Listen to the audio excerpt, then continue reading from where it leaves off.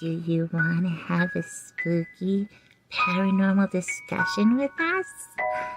Come join us. Warning, this show is for entertainment purposes only. The views and opinions expressed are theories, folklore, historical, fantastical, and speculation, and not to be taken as pure fact. Viewer discretion is advised. Melanie, Lightbeam, and the Shamrock Pixie join forces together to bring you paranormal, strange, unusual, scary, spooky, or just overall unbelievable stories and discussions. Viewer discretion is advised. This is an open talk show discussing all things paranormal. We encourage audience participation. So sit back, grab some popcorn, share out to your friends. Together, we can explore the paranormal. Don't forget, subscribe to everyone, hit that like button, share out, or for super chats as a thank you. Have fun and enjoy. Welcome to the show.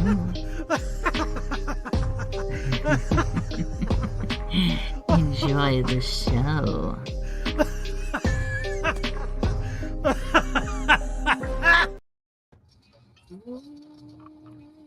I was jamming. I'll tell you, this is one of the shows that I'm excited about. I really am. I don't know why I'm so excited about it, because you know something? We are doing a show before the fact, and then everybody's going to witness it on Monday, and then we get to see whether total chaos actually ensued or not. It's very interesting.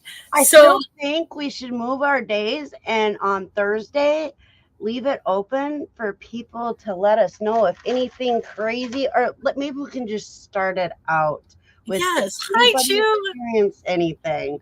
Well, you know something, if this is one of those things where okay, everything that we say is just going to be up and nothing happens, then we can just laugh about it on Thursday and say, this is what happened. However, if this is really the start of prophecy and things that are to come,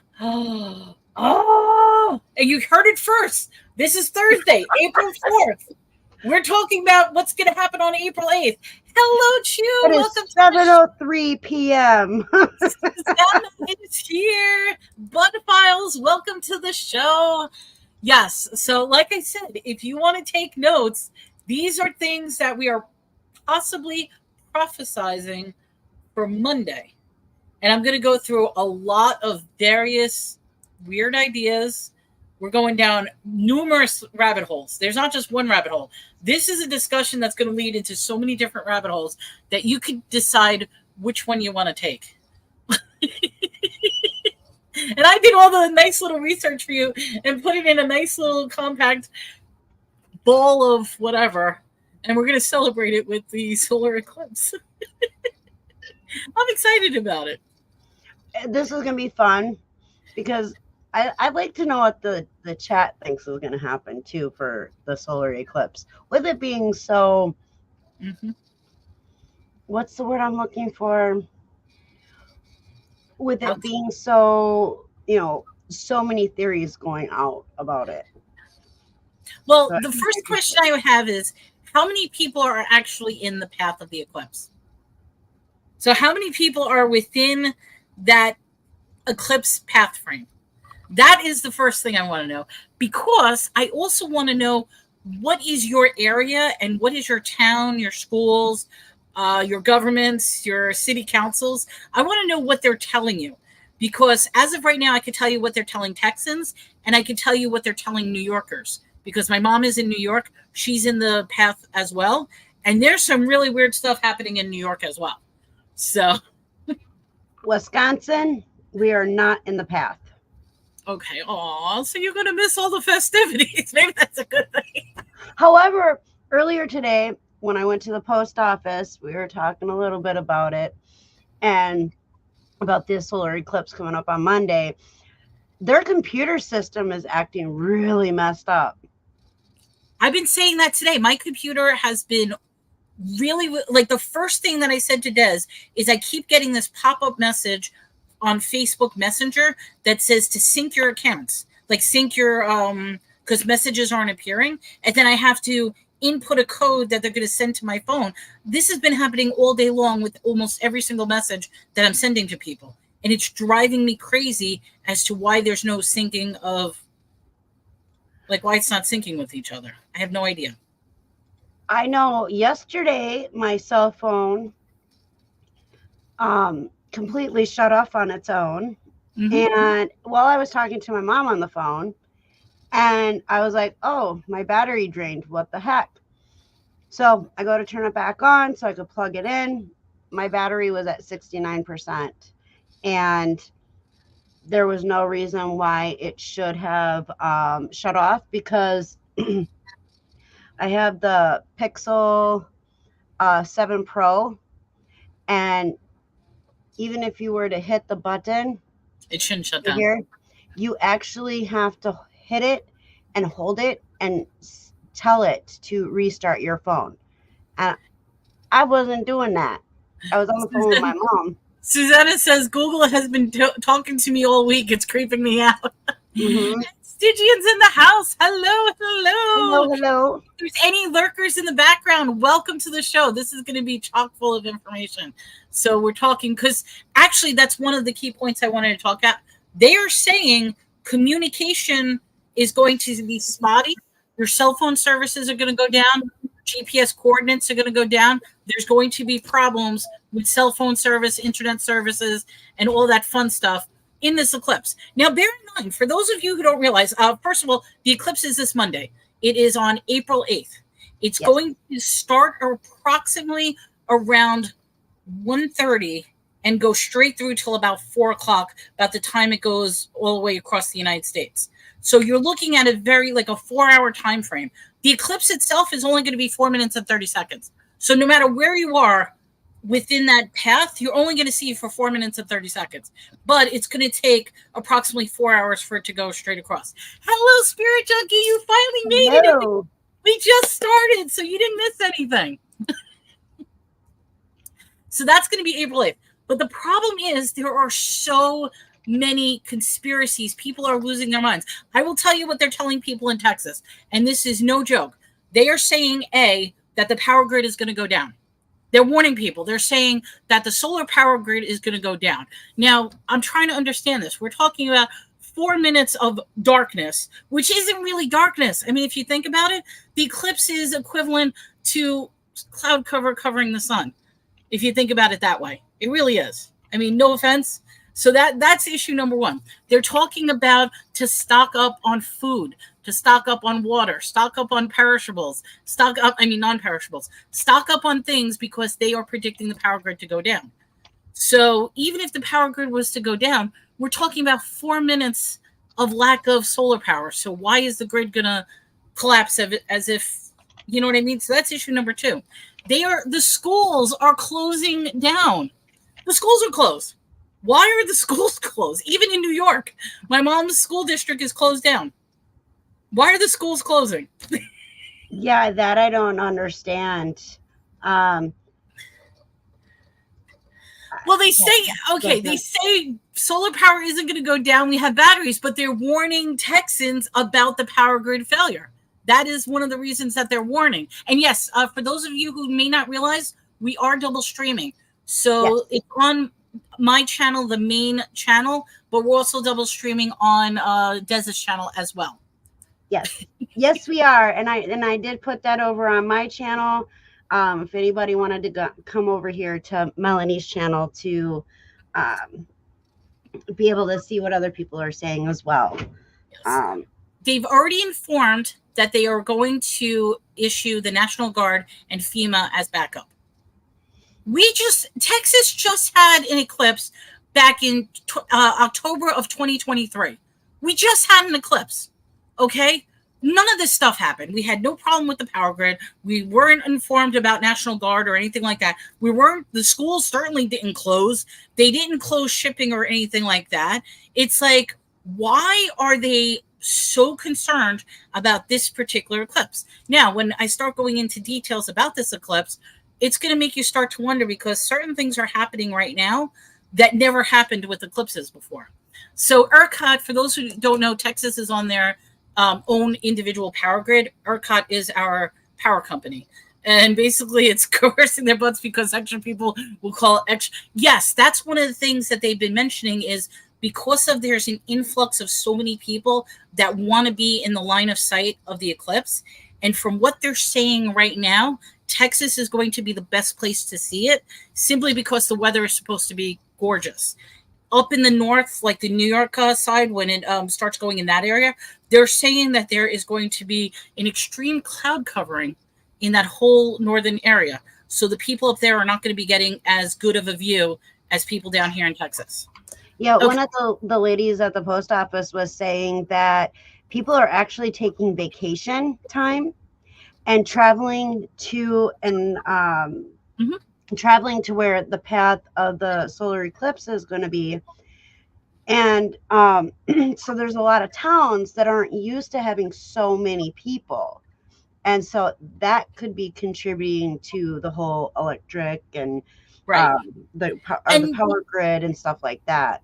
And that would explain, that is a valid reason of why the National Guard would be called, is to monitor traffic. Because basically the eclipse path, not going across, but going horizontal, I should say, is only a 70-mile period. Like only a 70-mile pace that you're looking. The entire eclipse across the United States is over 1,200 miles long. But from looking at the path, you're looking about 70 miles. And everybody's going to be cramming into those 70 miles trying to get the best view of a 4-minute eclipse, if you think about it that way. Spirit said there was a power outage in the early 2000s in the heat of summer. It was hot as heck. I'm not worried about this, but Texas obviously has, Texas does. So we are a little on edge with what's going to happen. They're trying to say it's an extra snow day. That is why the school is closed. Now, here's the thing. It is still snowing in New York right now. It's raining, it's snowing. So why are they giving away extra snow days if it's still snowing up there right now? So to me, that doesn't make sense. But that's the reason that they're giving. Pretty early to say it's an extra snow day. We live where there's snow, and our weather has been really weird. So we had, which I talked a little bit about on Tuesday night on my channel. However, we had rain.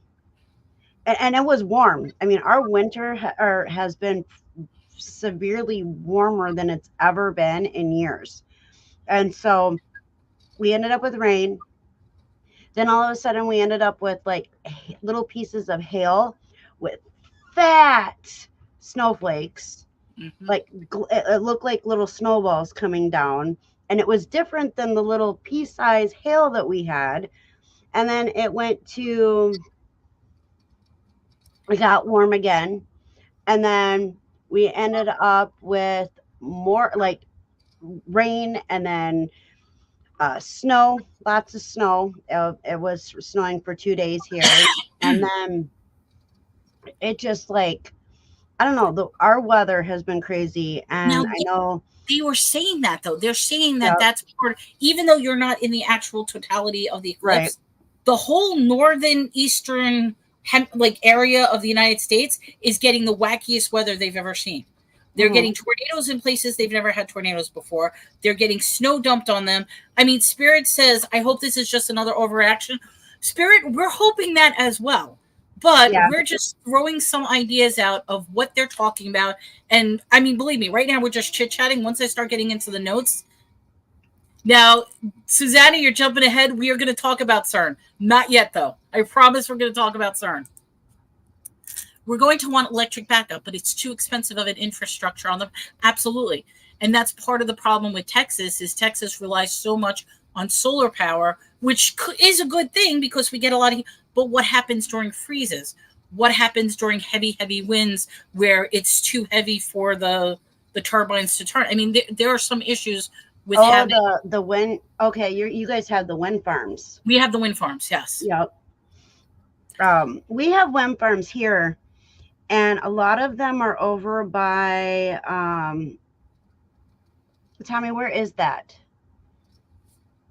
Because we used to have to pass it all the time when we would take the kids back and forth. But I can't remember exactly where it is now. But it's huge, and The only wind farm I ever, here's a movie thing. So the only time I ever seen anything like that was in the movie Mac and Me. I don't know if you guys, it's about a little alien and his family that the government goes to a planet.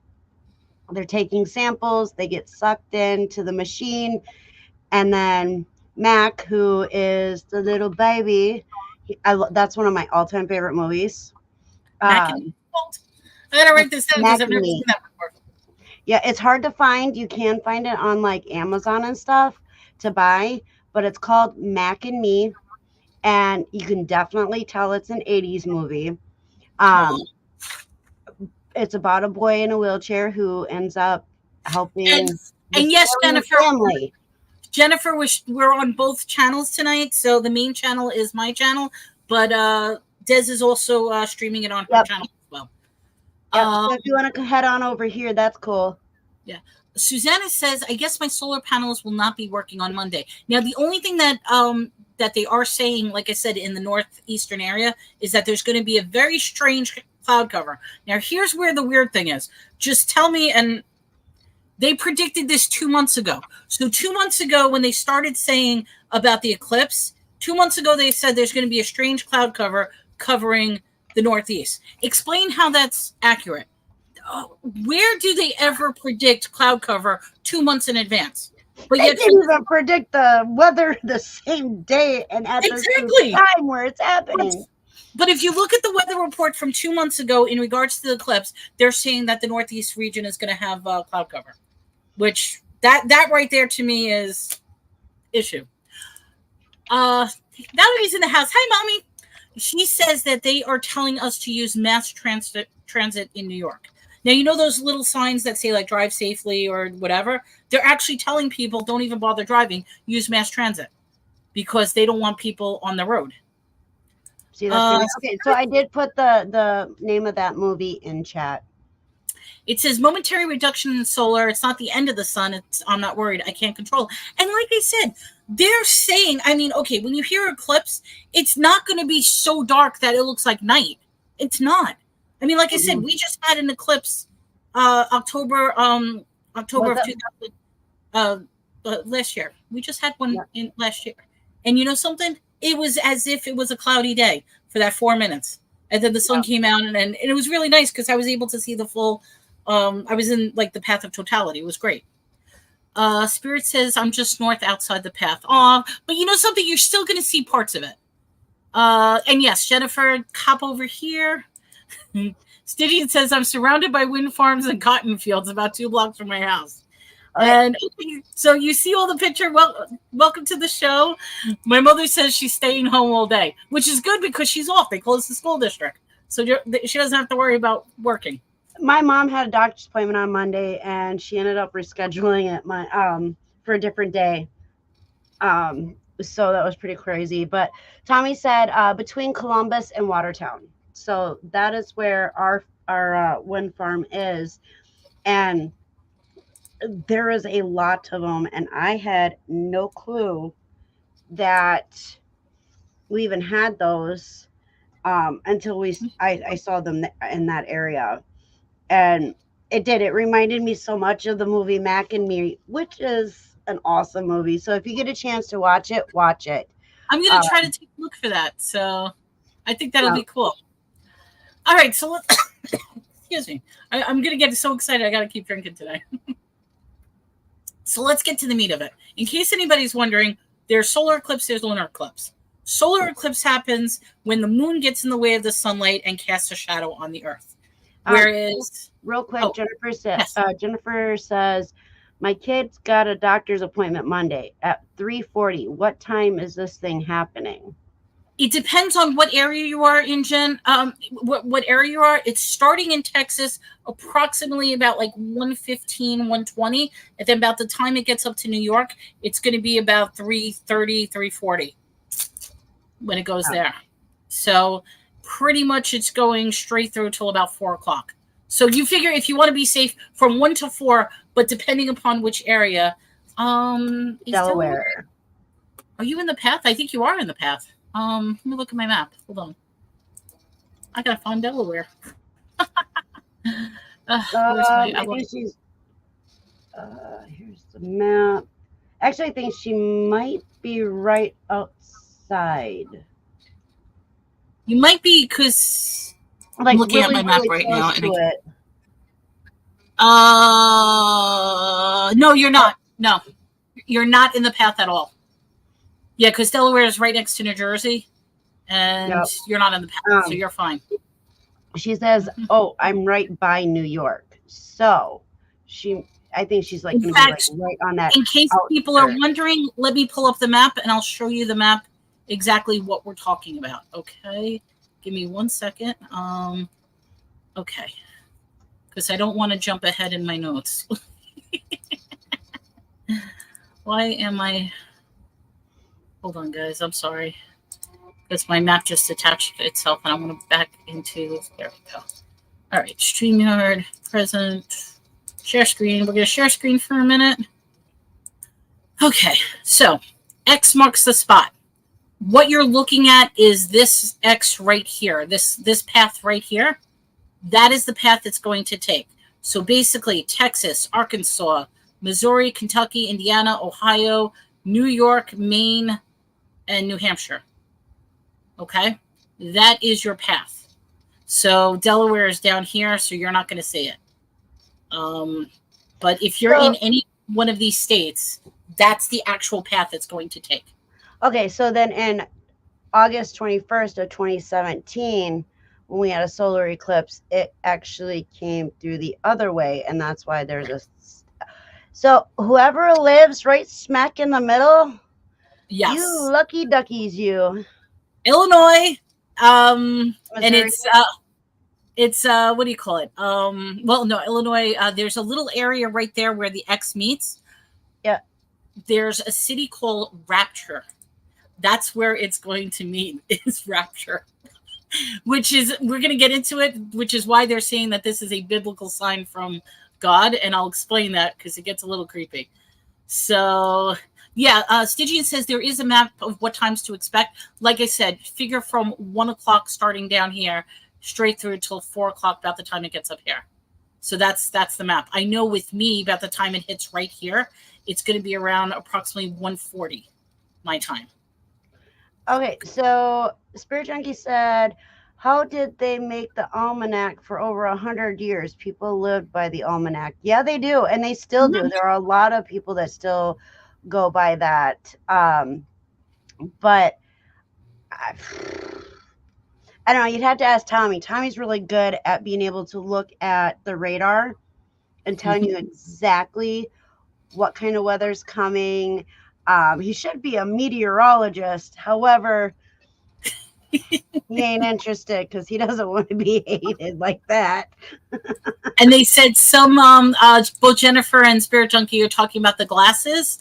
They are giving the kids glasses because technically you're not supposed to look at the sun because they see that it could burn your eyes. However, here's another anomaly that they're announcing to people. And I don't understand this because I've been through multiple. I mean, there was an eclipse back in the 80s. I remember that, and they gave us the glasses and stuff like that. Or they gave you the little paper thing where you put the hole through it and you hold it up and you look at it backwards. There's a little trick you could do that. They're telling people now that it's okay to look at the sun. And I'm like, are they crazy? They're going to burn their corneas. They're going to burn their... But they're saying now it's okay to look at the sun. I don't believe that. I'm not advocating that. My thing is, do not look at the sun, wear your glasses, or use that little box trick with the paper with the hole in it. I remember we had a solar eclipse, and it was right after we moved to Wisconsin, and it was in middle school, so it was only a few years that I had been in Wisconsin, and they gave everybody glasses to go and look at it, and I'm like, never really paid attention to that kind of stuff before that. And then we had a science class actually, and we talked about all, the solar eclipse, and then mythology and stuff like that, and it was all intertwining. So it's why I guess I don't understand why they would tell somebody it's okay to look at the sun. It's not. And we're advocating, do not look at the sun, but there are sites that are saying, look. I'm like, nope, don't look at it. I believe this too. We'll get into this as we go through. And Spirit Junkie said it's the best. Don't listen to idiots. You can listen to us because we're presenting the views of some of the idiots. Yes. We are protecting you. It doesn't mean that we believe it, which, like I said, some of this is controversial. Entertainment purposes only. So, I have my glasses ready. Hello, Tammy. Welcome to the show. I got my glasses ready. The next prediction is in 20 years from now. There'll be another eclipse in about 20 years from now. So, like this, or because didn't we just have one? We had one last year. We had one back in October of 2023. Okay, so let's get into the meat of it. So, what to expect from this? This is what they're saying. So, the first thing they're saying is be careful of GPS, satellite, and cell service interruptions. So, your computer, your internet, your cell service, satellite, GPS is going to be a little wonky. Now, this has been known to happen each and every eclipse. So that's not something that's a conspiracy. All of a sudden, with the difference in electromagnetic fields and covering, for some reason, electronics go wonky. So that's one thing to be aware of. The second thing, and this is very, very important for people who have either farm animals or animals at home, is that with the solar eclipse, you are going to see a lot of animal disorientation. So if you have pets that are a little aggressive, they might be a little more aggressive than usual. If you have indoor-outdoors, because they are going to get confused with, once again, the electromagnetic field, with the darkening of the sun, they're going to feel like, and it's not just the animals, it's us as well. It is going to feel like you should be sleeping, that you should not be awake. So that's another thing to look for. These are things that happen every single eclipse. Because of the coverage, sometimes there could be a dramatic drop in temperature. So temperatures could drop up to 20 degrees. Just for that 4 minutes alone, there could be a temperature drop. And like I said, this is not something that is that's conspiracy theories. This is actual stuff that has happened with actual eclipse every time we've happened. So you'll notice a temperature drop. So if you're in an area where it's cold and icy to begin with, you might have where the roads freeze up instantly, and there might be the black ice issue. So if you're on the road, to be careful, because there might be a lot of accidents you won't even realize with the black ice. So that's something to keep into consideration when you're out there. And then finally, this is a very interesting thing. It's an anomaly called Bailey's beads, and I'll put that in the chat.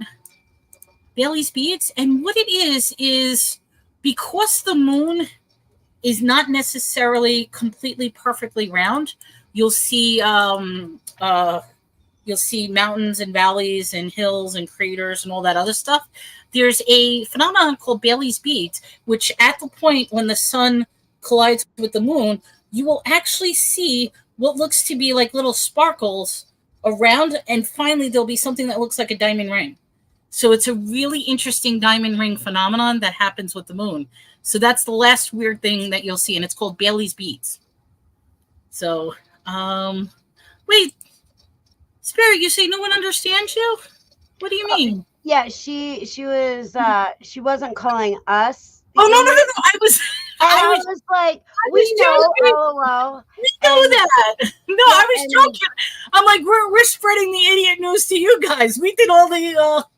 Right, and so I was just letting her know in chat that we knew that she was talking about us, and she's like, "Okay, sometimes I think no one understands me." Oh no. We I was laughing with you, not at you. So, okay, so that is, like I said, it's a string of bright points along the edge of the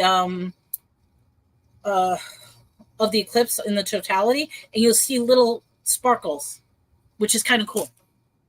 Okay, so now let's talk about issue number one. And if anybody has their Sky apps or there's sun and moon apps or astrology apps or anything. There's a ton of them. I'm not here to promote any particular app or anything like that, but you can go look at this. There is a number one problem that is happening right now, which makes absolutely no sense as to why this eclipse is happening. And you're ready for this? It's because they know how fast the sun and moon are going. That's how they know that's how they're able to predict eclipses. That's how they know what moon cycle it's going to be, whether it's going to be a full moon, a crescent moon, whether it's going to be a new moon or whatever. They know exactly the pattern of the moons. They've known this for hundreds and hundreds of years. The problem is the sun and moon are not supposed to be colliding and intersecting with each other on Monday, April 8th.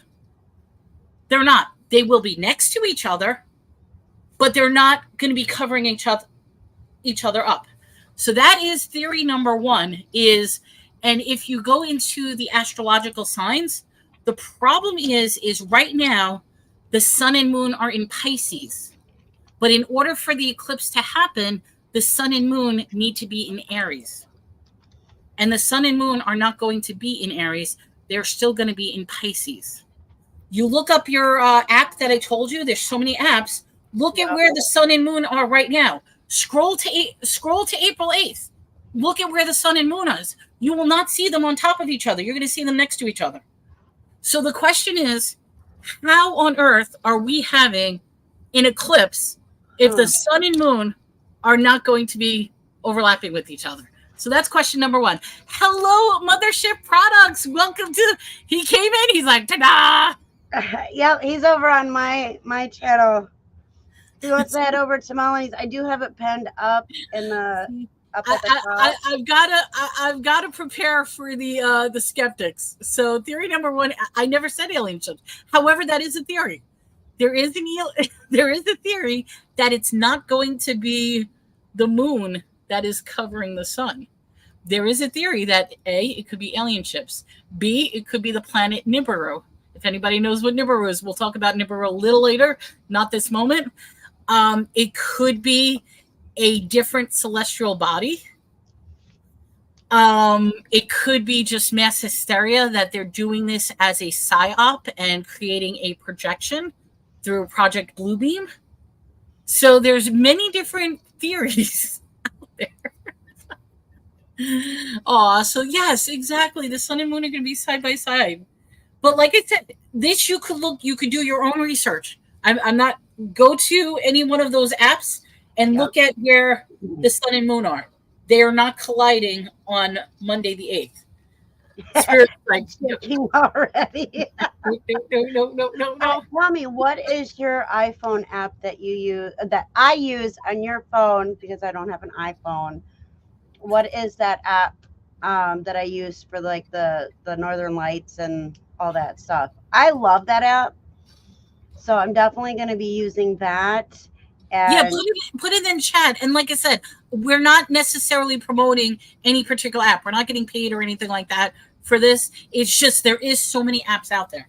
Yeah. And that's number one, is technically the sun and moon are not going to be in alignment on Monday. They're going to be next to each other, but not in alignment. So how is that happening? So that's question number one.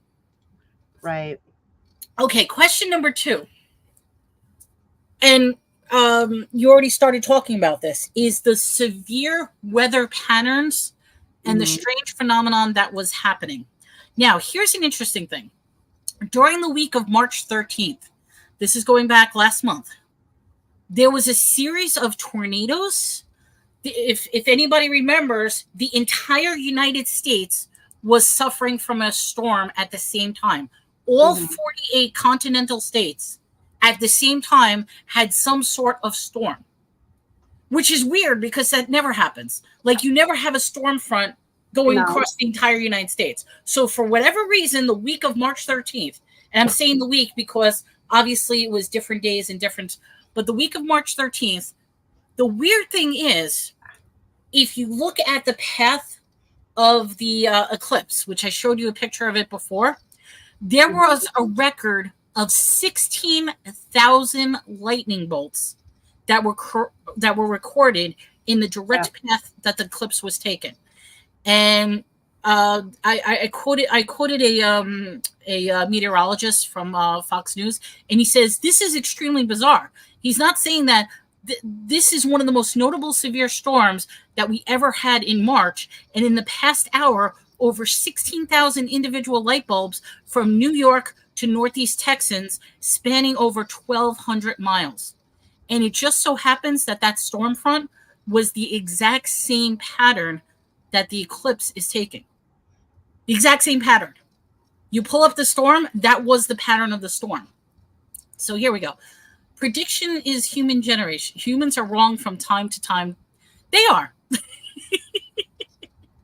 Hello, Finding Your Balance. Welcome to the show. Wait, Mothership Products and Sports are the same thing, right? Yeah. Yes. Hello. Yeah, that's Dwayne. He said, I promise it is not my ship flying in front of the sun. Just saying. Weather has been crazy thanks to climate change. We screwed up our weather permanently. Yes. Okay, so hold on. Go back to that one. I don't know if I believe in climate change. I know that it is natural for our Earth to tilt a little bit here and there.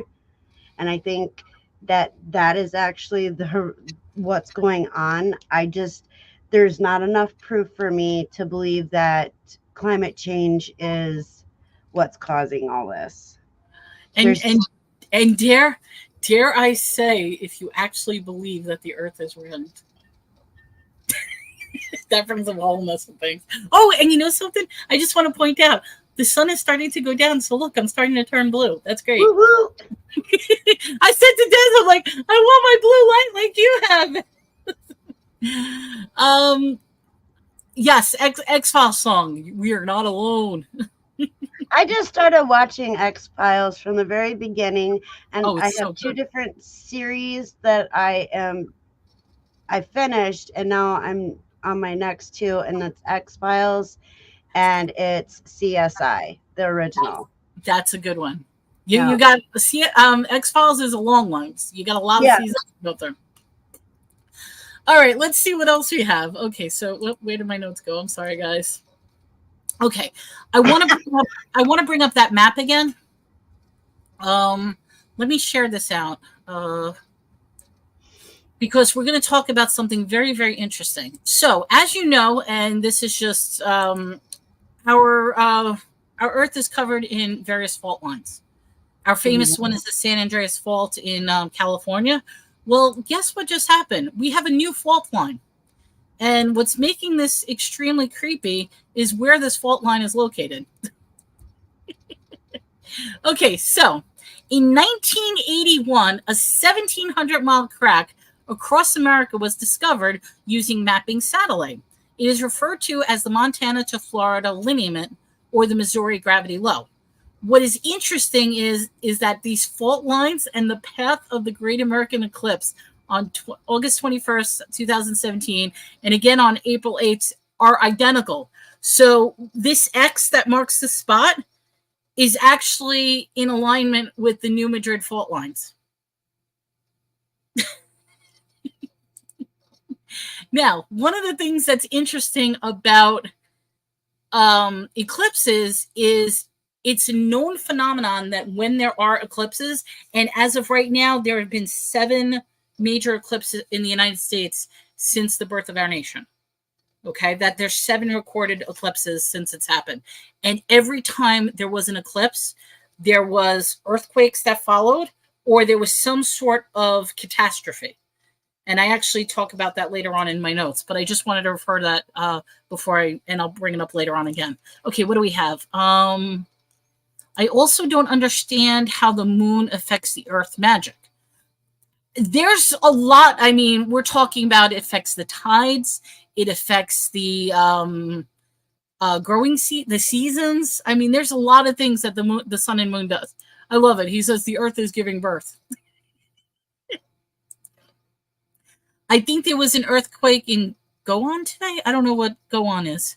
I will say, strangely, this was about, I want to say 3 weeks ago, Texas had a span of earthquakes. Like there was a bunch of earthquakes starting as south of Austin, and they just kept. Now Texas also does a lot of oil fracking, so that could be attributed to the earthquakes. But I've never heard so many earthquakes in Texas.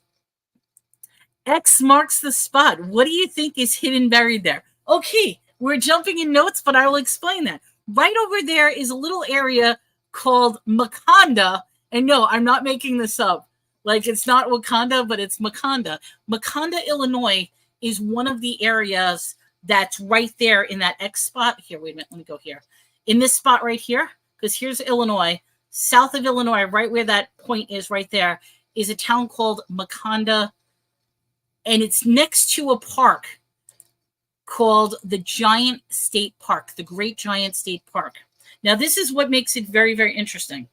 Maconda, the root of that word means little. So it means tiny. It's directly next to the Giant State Park. That's the name of the park, Giant State Park, which has been known of where Bigfoot has been located and also where some of the 411s have been missing. So the question is this eclipse going to bring up giants? I don't know. So it was Taiwan is where Taiwan? Yeah, it was a spelling thing. Oh, okay, Taiwan. Yeah. It was a 7.4 magnitude earthquake that hit. When today? Hundreds stranded after a deadly 7.4 magnitude quake hits Taiwan. And they say this happens all the time. When an eclipse happens, it triggers earthquakes. Mm-hmm. So I hate to say this, you're going to hear a lot more big earthquakes coming up. That's the prediction. Well, and I've noticed too that there's in the recent years there's been a lot of really crazy earthquakes, high numbers of with earthquakes, and so X marks the spot. That's where they're from. Oh, and by the way, I think I forgot to explain it. If anybody's wondering what this X means, that is this X. Oh, wait, I gotta go over here. This X going up this way is the 2017 solar eclipse path. This is April 8th path. So, and here's the weird thing. Okay, I'm gonna jump for a minute. Here's the weird thing. The sun rises in the east and sets in the west. Okay. The sun rises in the east and sets in the west. You look back all of the different eclipses, they always started over here on the east side and happened to go to the west. And that was the last bunch of eclipses we had. It always went from east to west. This particular one is an anomaly because it's starting down here and going all the way up there. If the sun rises in the east and sets in the west, how come this thing is moving from west to east? That's something to think about. I will tell you this. There is a answer to that, and the answer has to do if you take flat Earth versus round Earth. So I don't have an explanation for round Earth, but there's certainly an explanation on flat Earth. So that's just something to think about. But I would love to hear the round Earth reason, because I haven't found the round Earth reason as to why this eclipse is going from west to east instead of from west to east instead of from east to west. Okay. Real quick, Jennifer Hayes. She said that happened yesterday, didn't it? The earthquake. It did happen yesterday. They updated 7 hours ago. And that's what I was reading. So I just want to correct that. It happened sometime yesterday around noon, from what I'm able to see here. And it was the strongest earthquake that the island has had in 25 years. Okay. So I'm skipping ahead because I want to show this map as well. Because originally we were looking at the X. Here's the X right here. Okay. If you go back to the one that I told you about in October of 2023, this was the path it took. Okay.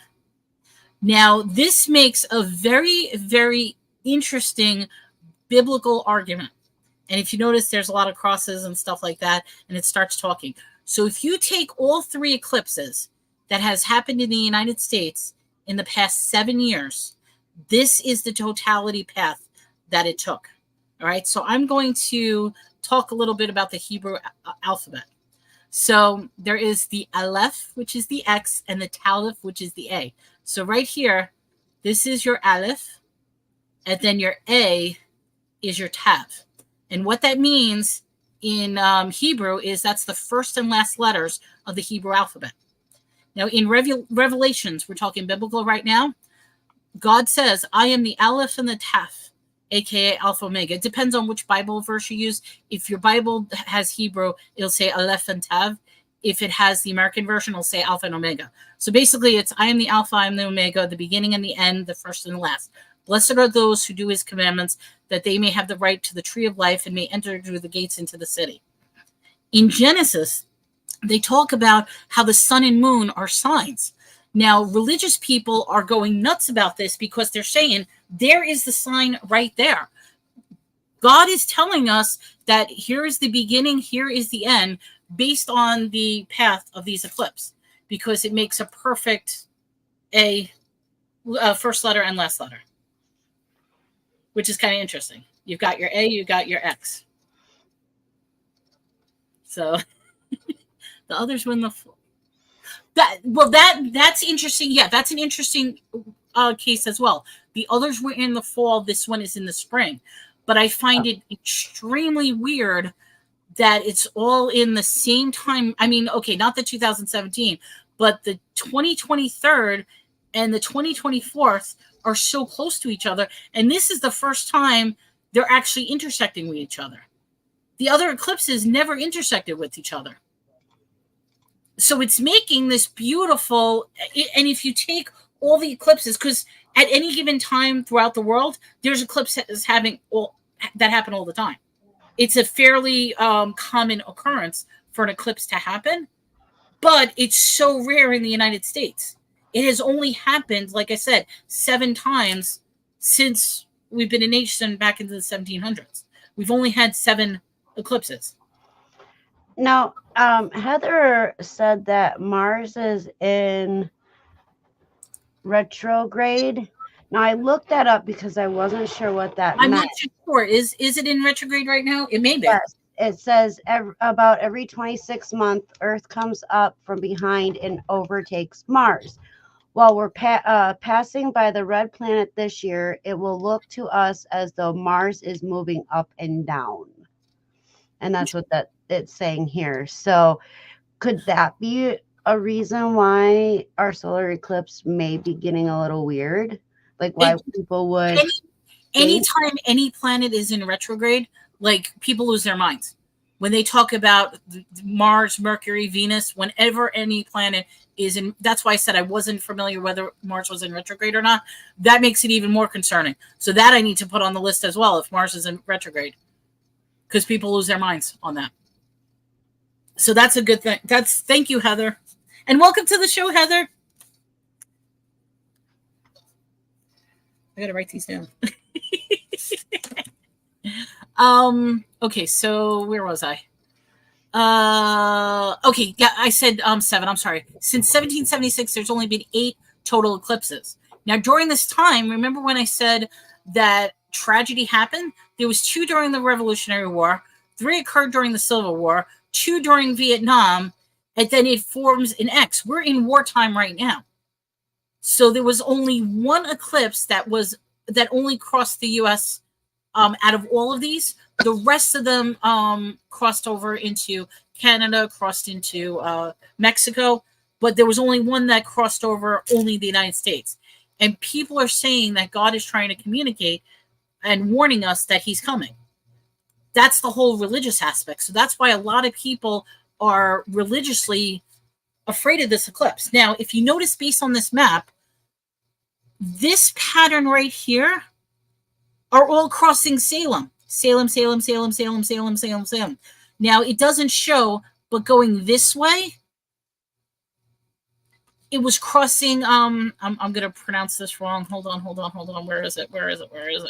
Hold on. I know I'm going to pronounce it wrong. I'm looking at the story of Jonah. So if you guys give me a minute, I just got to find Jonah the whale story. We talked about that. I'm sorry, guys. Okay, here it is. Okay. So, in the 2017 eclipse passed through 7 cities named Salem. Salem means peace. So God is offering peace 7 times. The 2024 eclipse will go through 8 cities called Nineveh.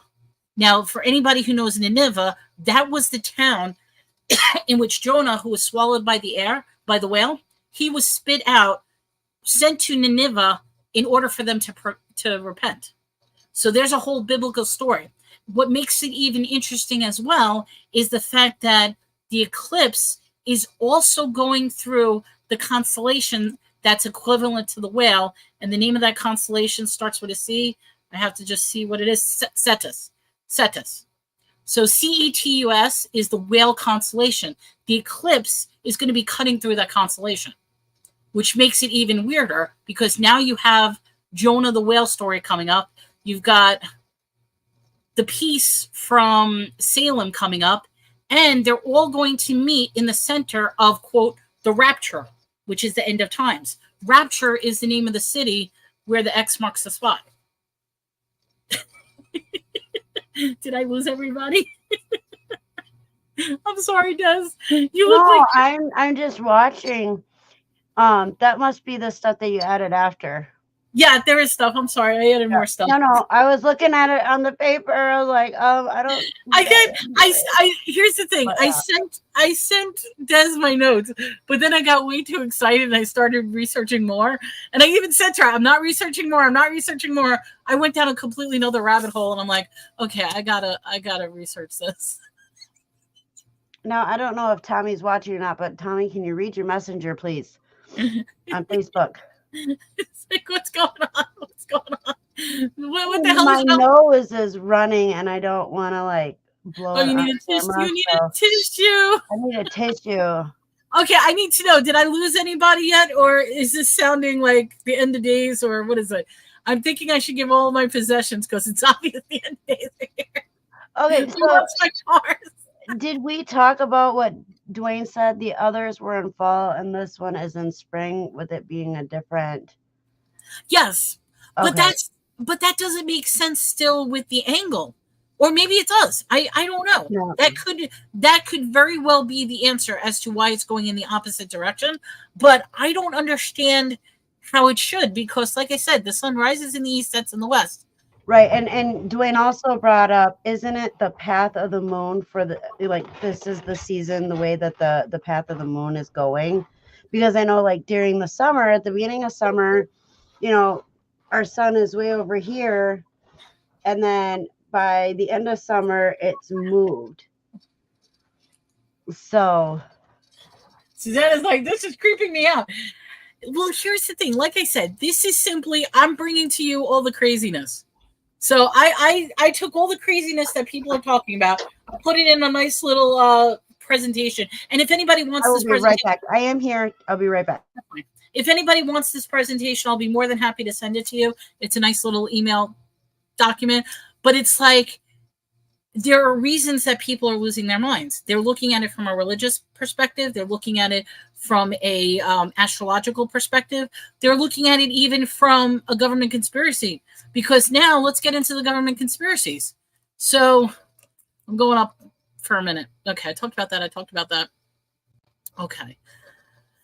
Oh, we talked about weather patterns. We talked about that. Okay, so now, let's go back to biblical. Oh, wait, I did that already. Okay.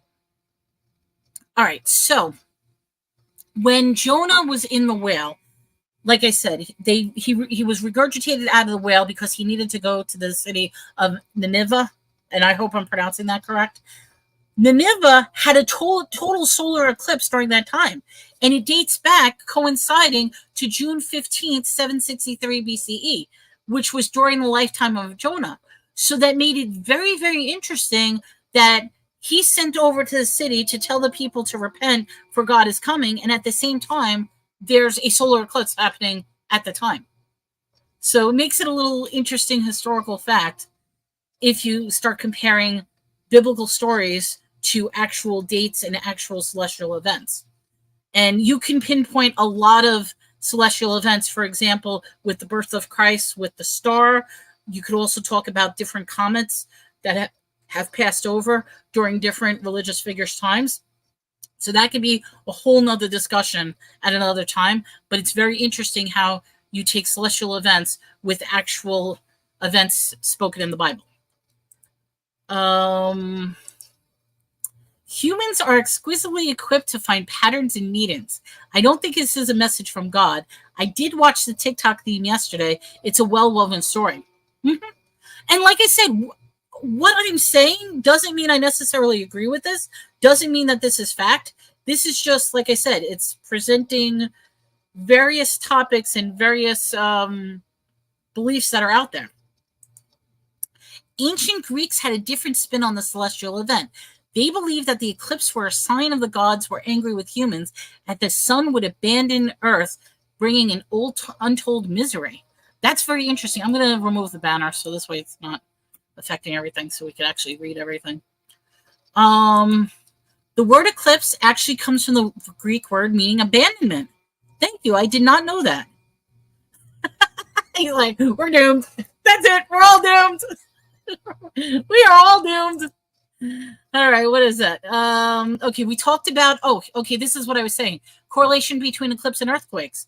July 1963, eclipse passed through Alaska. There was a devastating earthquake March in 1964.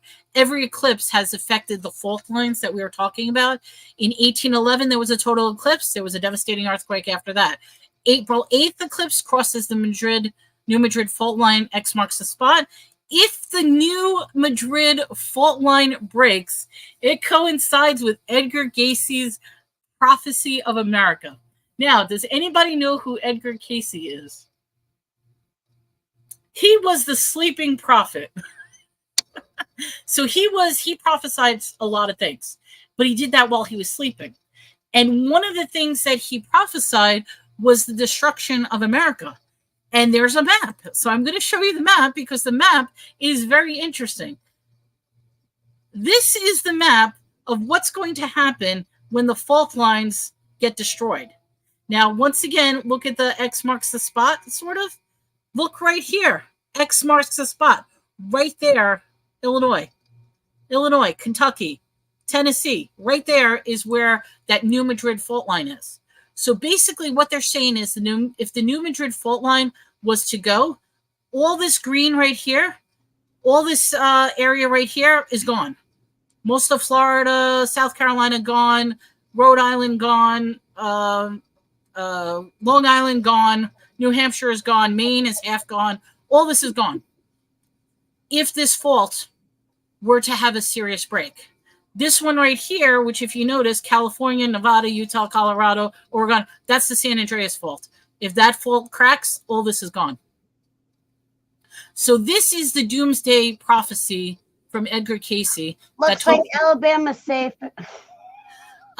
Texas is pretty much safe. Alabama, well, yeah, everything up here. North Dakota, South Dakota, Minnesota, Iowa, Nebraska, they're all safe. Kansas. If you're in Kansas or Oklahoma, you are safe. Look at poor Utah. Utah is gone. Nevada gone.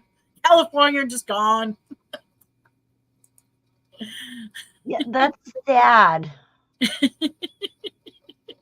And he's like, damn it, I just moved to Alabama. But you're safe. Y'all are safe. I'm all about discussing theories and mental musings, but I'm fairly certain I'm going to be fine at 3 and 5 p.m. You know something, Spirit? This is what I believe. I believe that absolutely nothing is going to happen. We're going to be laughing about this next week, saying, how do people believe in this? And everything's going to be fine. However, the what if is, what if what we're saying is true? Like, what if this stuff is actually going to happen? It might not happen now, but what happens if it happens a couple of months from now? And this is just the start of it. This is the new Y2K. Y2K. You know, exactly. At the post office today, that this was compared to the Y2K thing. So we're gonna fall off the face of the earth. Crazy. Maybe Texas can get their wish for being their own country. Well, that's what happens. Texas will be there. It is. They only like Galveston area is going to be gone. Galveston, Corpus Christi, that place is gone. Maybe they're just moving the space. The space lasers. Yes, the dew weapons. I've never seen such. It's getting, and you know something, Spirit. I agree, and I hope everybody realizes that we're not trying to spread the paranoia. This is just an information point of view that says, okay, you might not have realized, but this is the stuff that people are talking about. And it's like, why are they talking about this? Do people really believe that this is going to happen? That's what makes it sad. Do people believe that it's going to be the end of times as of Monday? I don't know. Each person is different. I personally don't really think anything major is going to happen. I think it's just going to be another weather thing that we have, sky thing that we have, and it'll be done and over with, and nothing major is going to happen. You're gone. Long Island's gone. Susanna, you're gone too. Nope, gone. This is where it goes. Yeah, this is exactly the crazy theories. That's the compliment. And I hope people don't think absolutely people think I'm crazy. I know they think I'm crazy.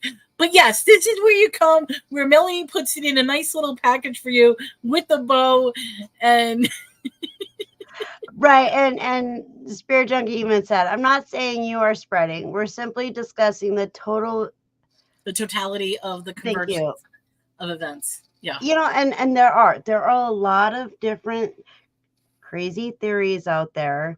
Mm-hmm. People, I'm noticing, are more and more losing it.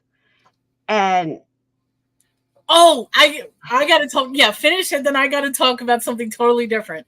But it's in my notes. Yeah. So I mean, hey, Lisa, welcome to the show. They've announced our latest. Hello. Mm-hmm. Okay, I just have to say this. Susanna introduced me a gift in a box this morning that I've never seen before, and I thought it was hilarious. It's basically she opened up the box and out came the finger. Oh, she brought that back, huh? She brought that back, and I got cracked up laughing. I remember that. That was a great.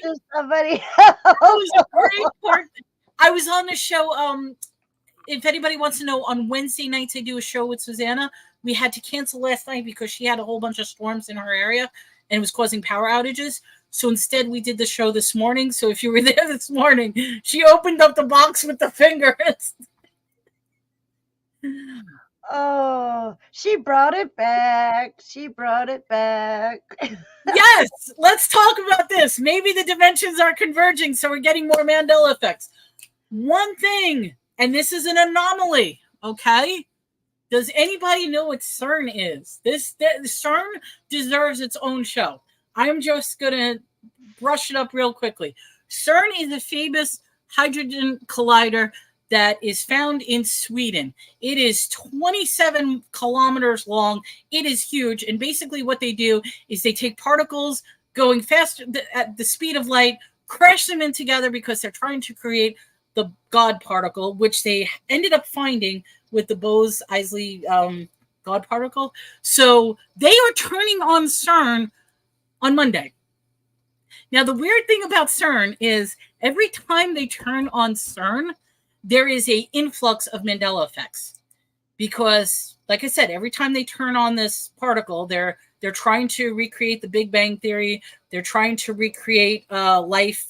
They're trying to figure out what goes on with black holes and with interdimensional and all kinds of physics stuff that CERN is doing. They're turning it on. And when it turns on, you'll start getting some crazy memory, people having different memories of things. So I guarantee just because that has nothing to do with the eclipse, just because CERN is being turned on Monday, I guarantee by next week, the end of next week, you're going to start having memories that are completely different from other people. I'll tell you that right now. That is definitely going to happen. Because they are turning CERN on. And if anybody's wondering, CERN is CERN. Do the research on it. It is a big... So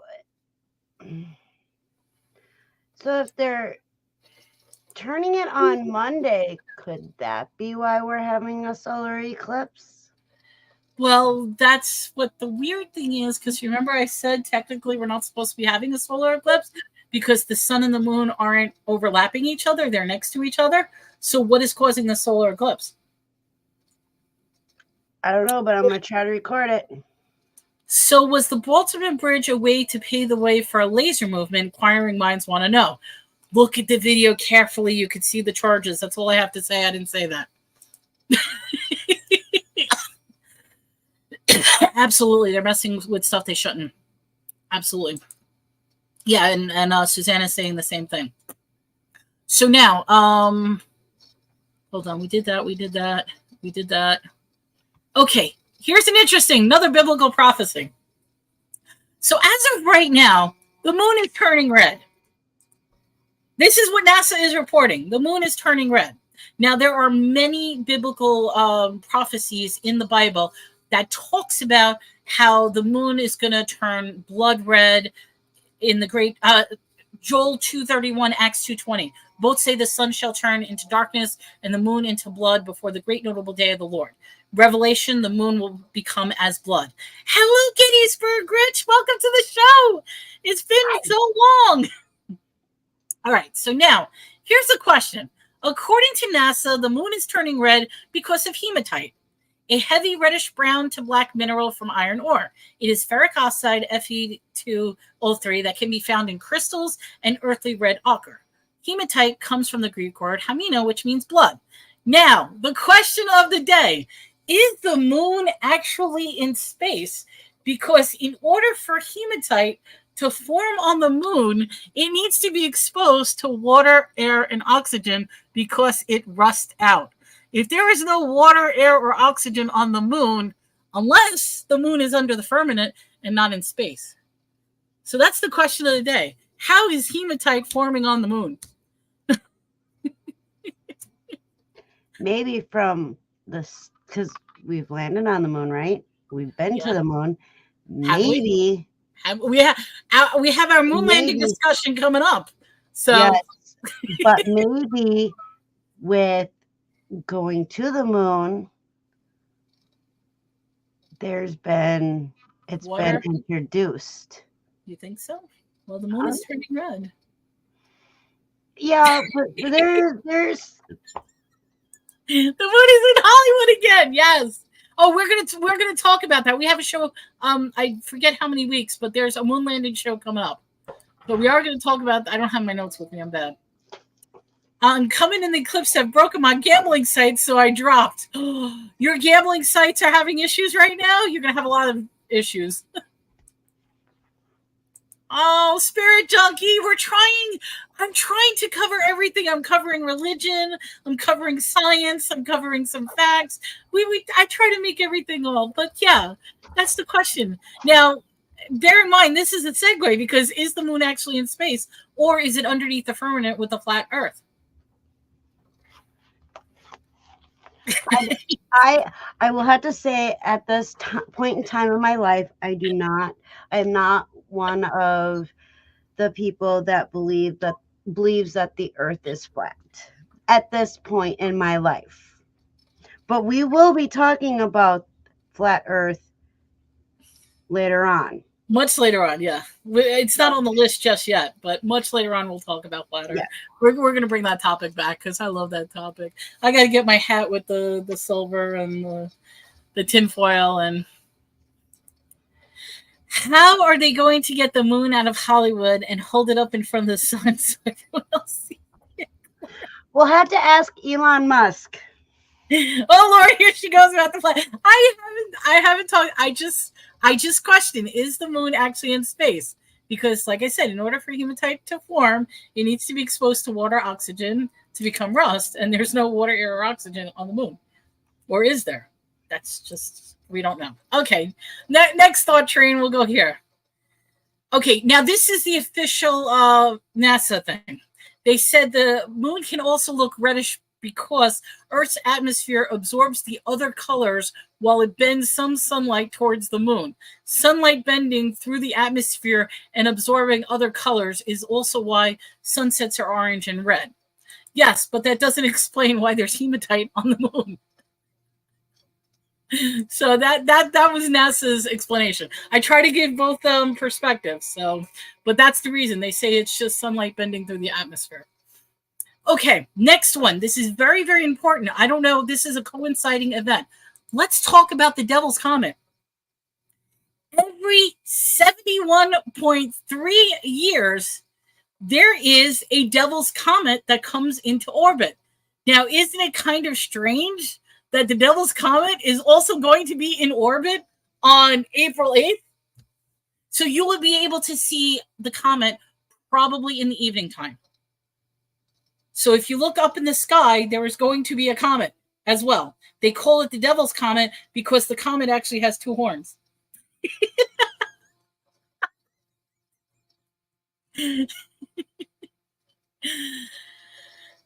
So, oh wait, you're paused. You're muted. I said that I gotta put note to self. Don't tell my mom. That's what the name of the comet is. Comet is named. She doesn't like that. They were talking about, NASA is saying that there's hematite on the moon. So I'll get an article. I'm not going to get it now, but they were talking about that there was hematite on the moon. And that's what makes it a little weird, is how is there hematite? Excellent question. I've been saying this for years. So why has the sun been white? Me growing up, the sun has always been yellow. I want to know, why is it white now? The sun is yellow when it's like setting, but when it's high up in the sky, it is white. It is no longer yellow. There's always a Taylor Swift connection, because Taylor Swift she's the offspring of the LeVays, but I didn't say that. Quit looking at. I say the same thing. It's white. The sun is no longer yellow. And that's the thing. How do we know hematite is on the moon? We really don't, because and this is where the interesting thing. If you believe we've been on the moon and they found hematite, or you could believe the flat earthers that say, no, we can't get to the moon. The moon. I mean, it's an interesting thing. So it all depends on which conspiracy theory. That whole thing about the moon turning red is just an interesting little segue. But yes, there will be a once-in-a-lifetime celestial event, because this comet is a Halley-type comet. It only comes into orbit every 71.3 years. This will be in orbit on August 8th as well. Interesting enough, they're really not talking about this. And I think they should be talking about this. This should be more important than the eclipse, because this comet is only every 72 years, whereas the eclipse happens all the time, but just in different areas. So I'm wondering why people aren't really talking about the Devil's Comet. But if anybody wants to know about it, it is going to be in orbit on the whole week on the 8th as well. So that's a little interesting thing about the Devil's Comet. Here's another thing. Hold on. So another thing too. Yes. Did you mention that it was green? It's a green fireball. What's a green fireball? The Devil's Comet? Devil's Comet. It's green? It says how to see green horned fireball during eclipse. Oh, so what does it say about that? How to see it? It's like... Well, let's open that bad boy up and see. Yes. The comet, from what I told, should be viewable in the U.S., but I could be wrong. Okay, so they haven't really been talking about it. It's saying that the size of that comet is the size of Mount Everest. It's huge, yeah. And it's supposed to be green. And does it say it could be visible Now, where is the rest of this article? Here we go. Yeah, let me type. I'm going to look something up as well while you're looking at that. Yeah. I'm going to say, is Devil's Comet viewable in the U.S.? Another. They all not only they call it the Devil's Comet, they also call it Mother of Dragons Comet.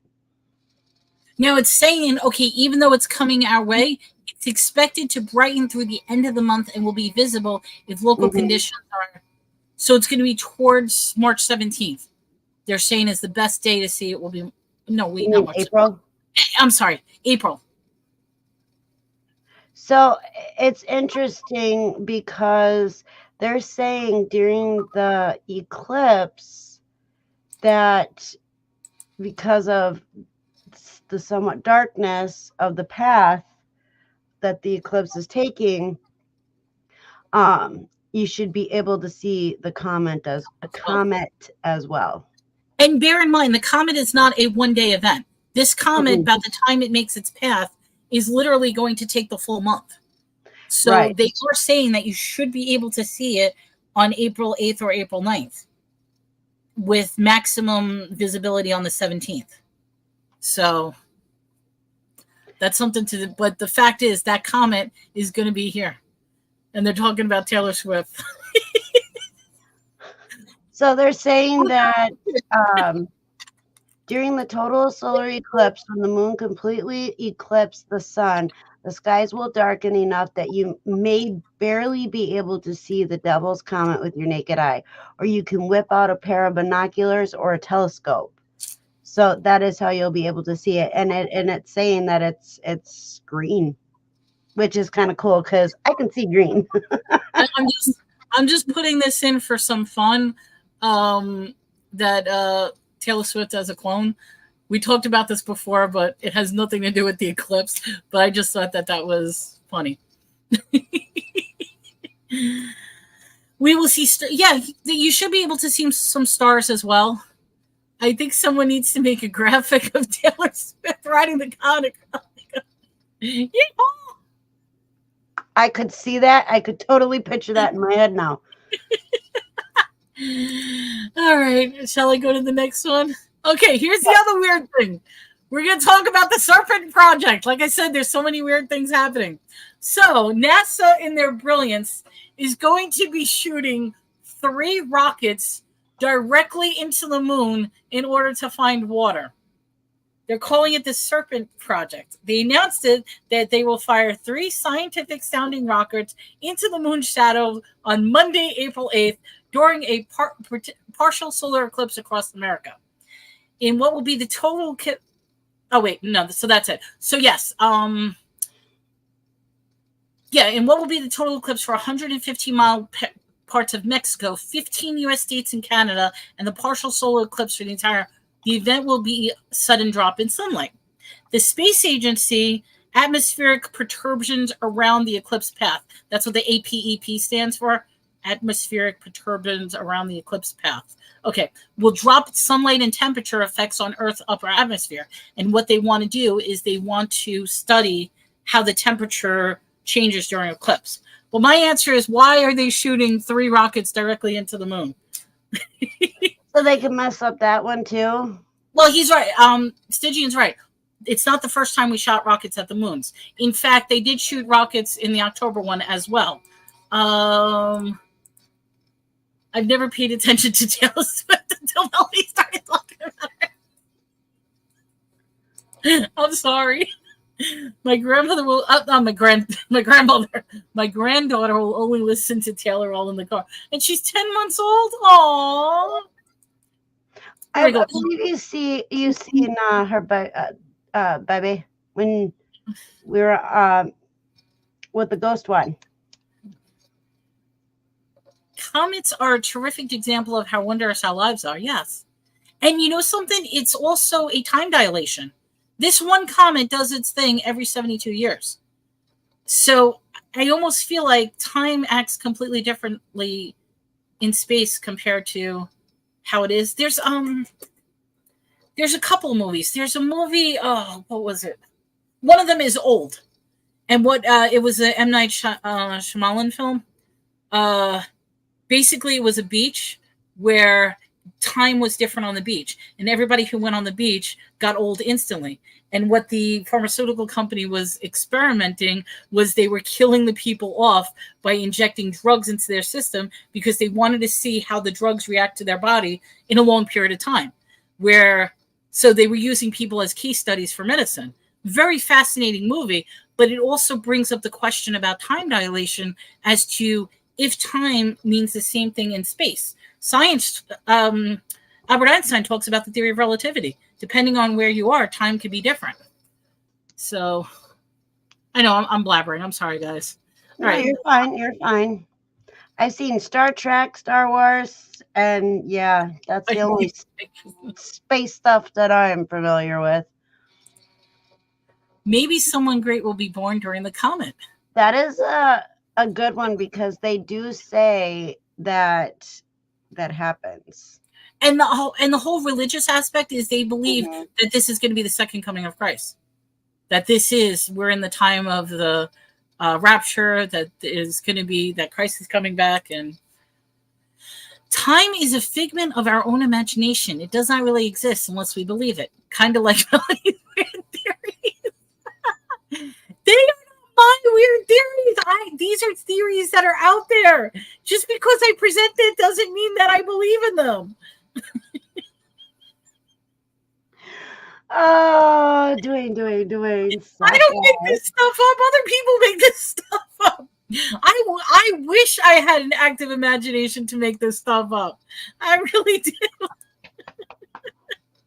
Comments are great. It's just as those crazy that killed that was the branch. What was it? The Branch Davidians that believed that the comet was coming, and they ended up killing themselves and whatever it was. Oh, the cult. Oh, what was that? Mm-hmm. Heaven's Gate. That's what it was. Yeah. The Davidians was the other cult with Waco. I don't know why I said the Branch David. Heaven's Gate was the one that with the comet. Kitty cat. Yeah. Now, we talked about this. Animals are going to be very, very susceptible and sensitive and acting weird the next couple of days. I'll tell you that right now. And the fact that that cat will not leave her alone, my cats won't leave me alone. So that's telling me that. Okay. Yeah. Oh, the poor baby. What is going on with you, kitty cat? She's got her arms around my neck, holding on for dear life. I know that. Hey, you don't feel sick or anything, or like there's nothing that you don't feel. I'm just wondering if my dog is already an asshole. You're right. Aw. What is it, Lisa's Adventure? One day they will be right. Yeah, they have predicted the second coming of Christ so many times it's nuts. And you know what it is? They keep pushing it. Stop. They keep pushing it. So is this the new Armageddon? Is this the new rapture? Is this the new coming? Who knows? What I think this is going to happen is we just did the show. We made you guys laugh. We brought you entertainment. Come Monday, we're going to witness a beautiful eclipse, and then that's it. Nothing's going to happen. Exactly. Jasmine, can you come get the cat? She's being very weird. Aww. You say, Jasmine, give the cat attention. The poor baby. See, my cats left me. The one was behind me on the chair, but they're like, nope, we're not dealing with this. I still have to go to work on Tuesday. Yes. When that doesn't happen, they're going to have to pick a new event. They are. That's what's going to happen. And that's what they do. You know, that's what people do. And then we'll have more to talk about and share with y'all. We talked about CERN. Okay, let's talk about Planet Nibiru. All right, this is bad. Okay, so Planet Nibiru is also known as Planet X. It is a planet that is supposed to circle our solar, come into our planetary alignment every 3,600 years. Well, guess what? We're at the 3,600 year mark. So that is one of the reasons why people are saying Jazz is in the bath, so she can't pick up the kitty. Aw. Okay.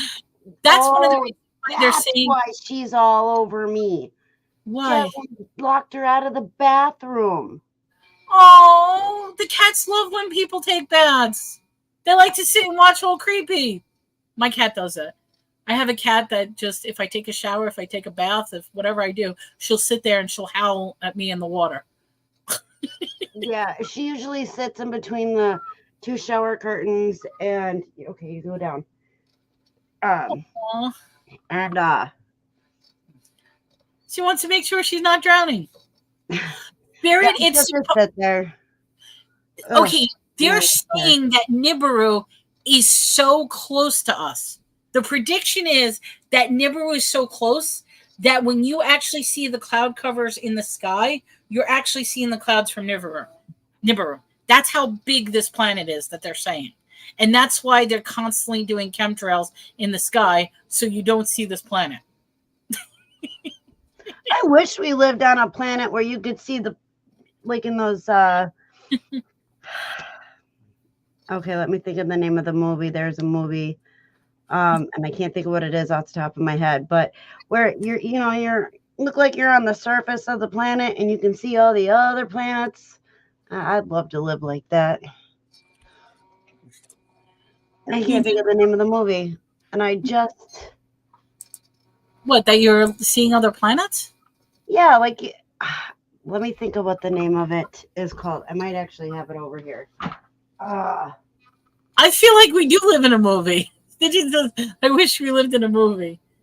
Our animals hold up scorecards. But yeah, Spirit, as far as the Milky Way, they're saying that this planet is so close that it's supposed to, every time it comes into contact with Earth, it's Total Recall. Is that the name of the movie? That's the one about Mars, Total Recall. No.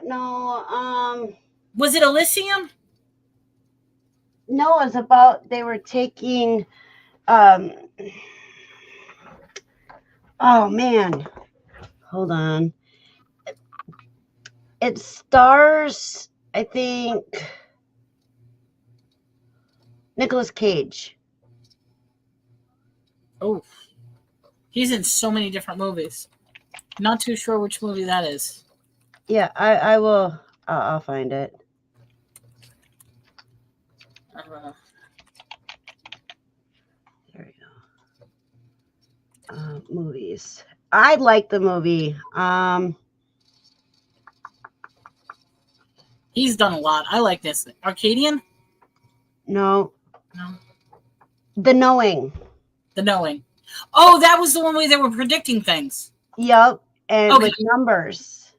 Yes, and that was a good. Yes.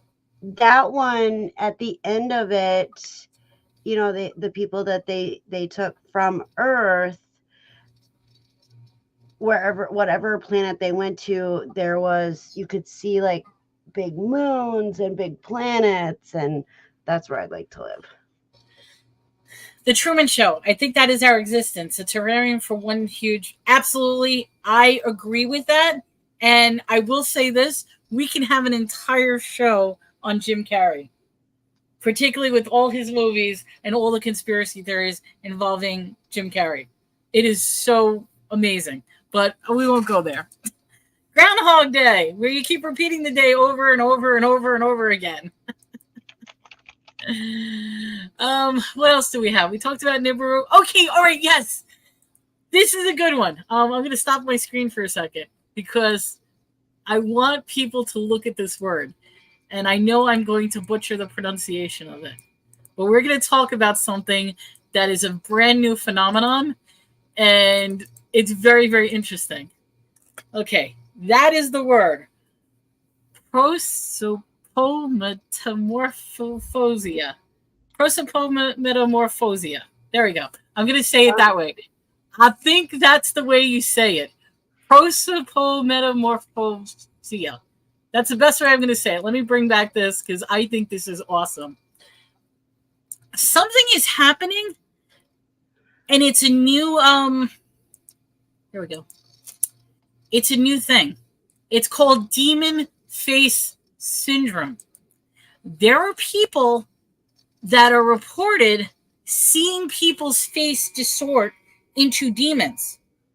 It varies from person to person, but they talk about how people's faces will appear droopy, smaller, larger, bigger, stretched, evil. Or evil. Now, let's talk about this, because I'm thinking instantly of the girl in the airport where she's screaming across the people and said, "That man is not real." And they had to kick her off the plane. Okay, I'm thinking of that girl. Creepy.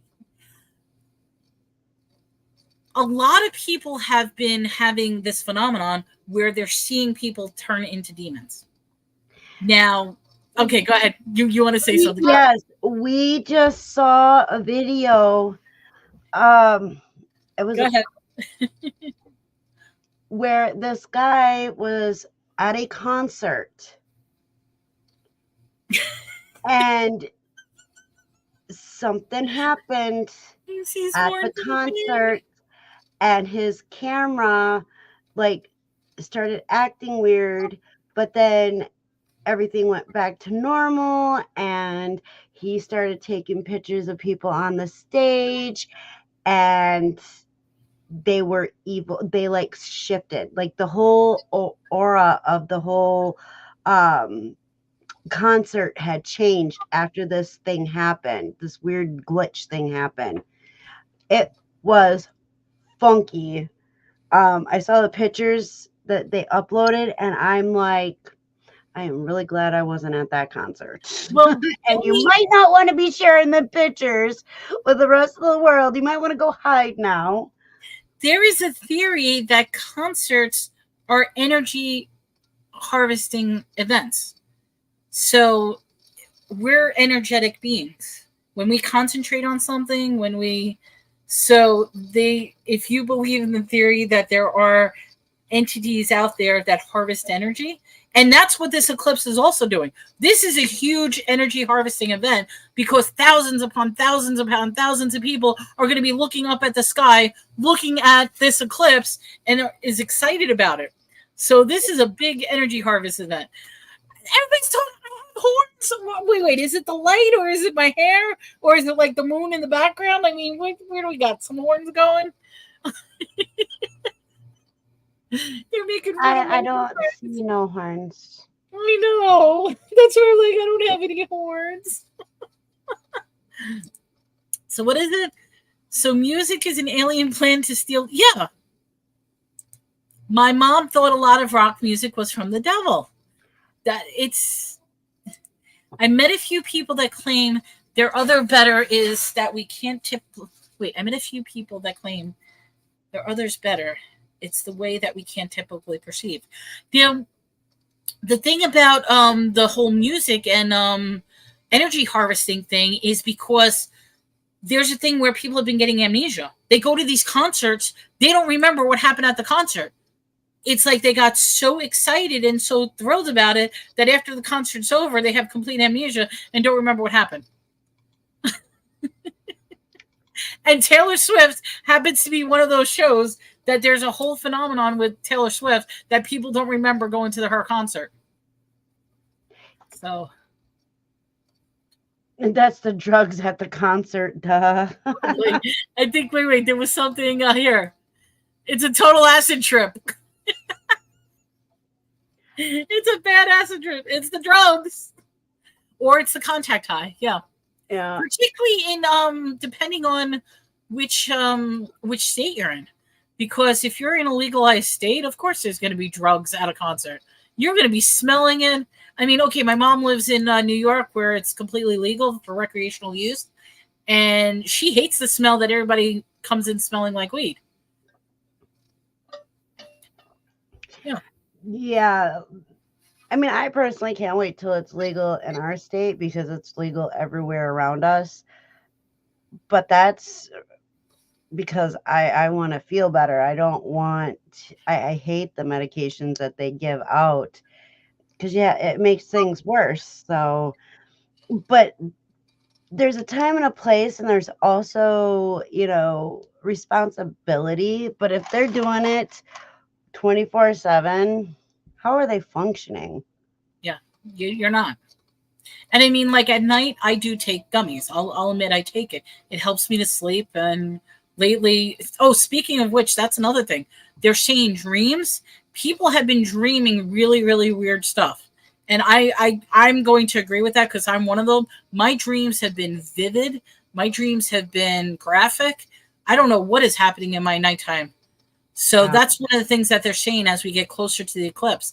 In fact, there's a prophecy that there is a recurring dream that Nashville is going to be hit by a big ball, like a fireball.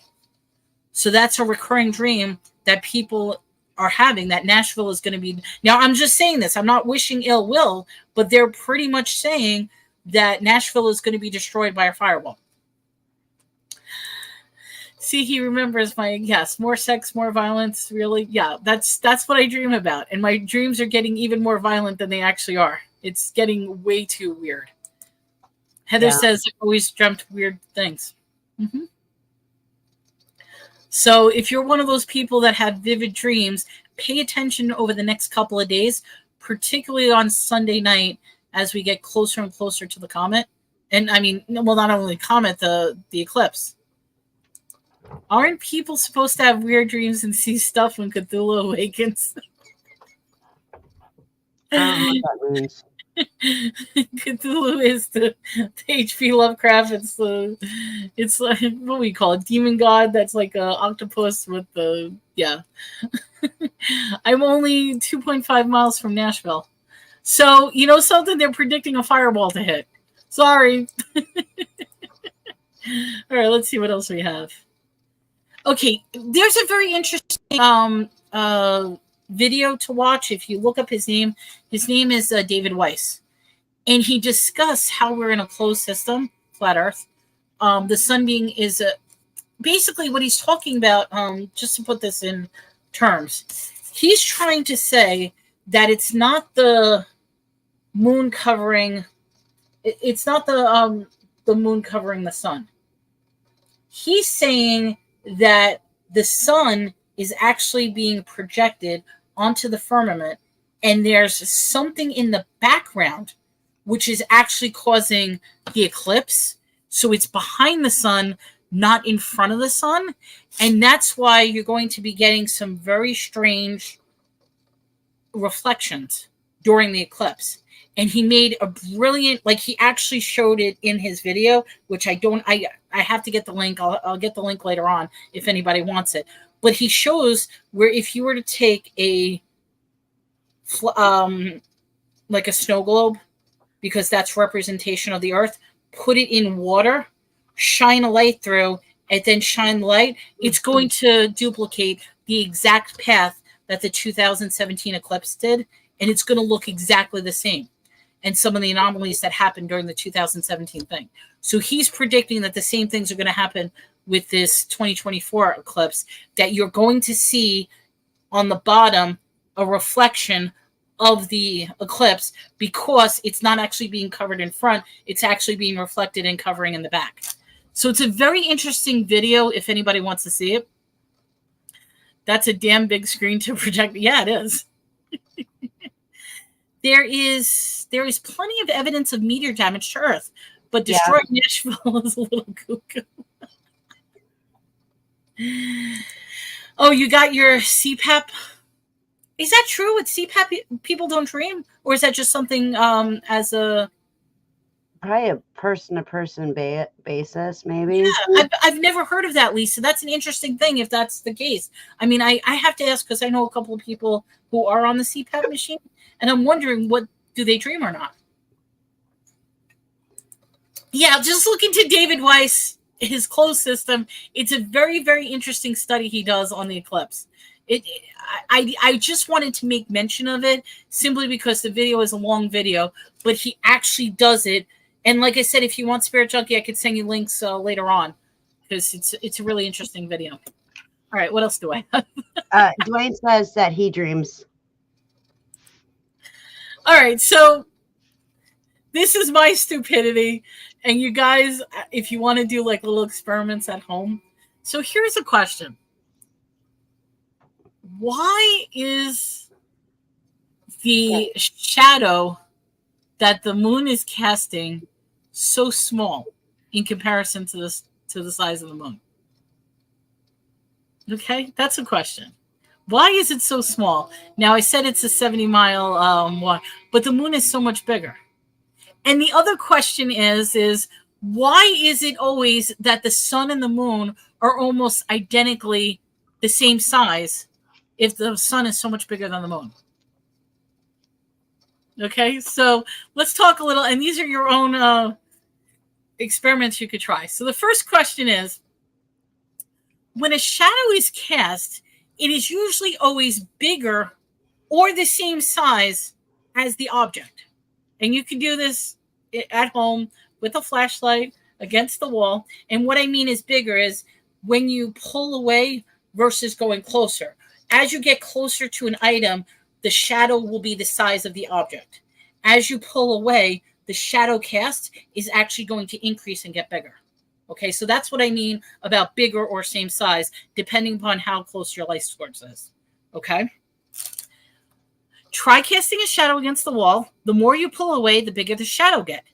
How is it that the moon is casting a smaller shadow than itself?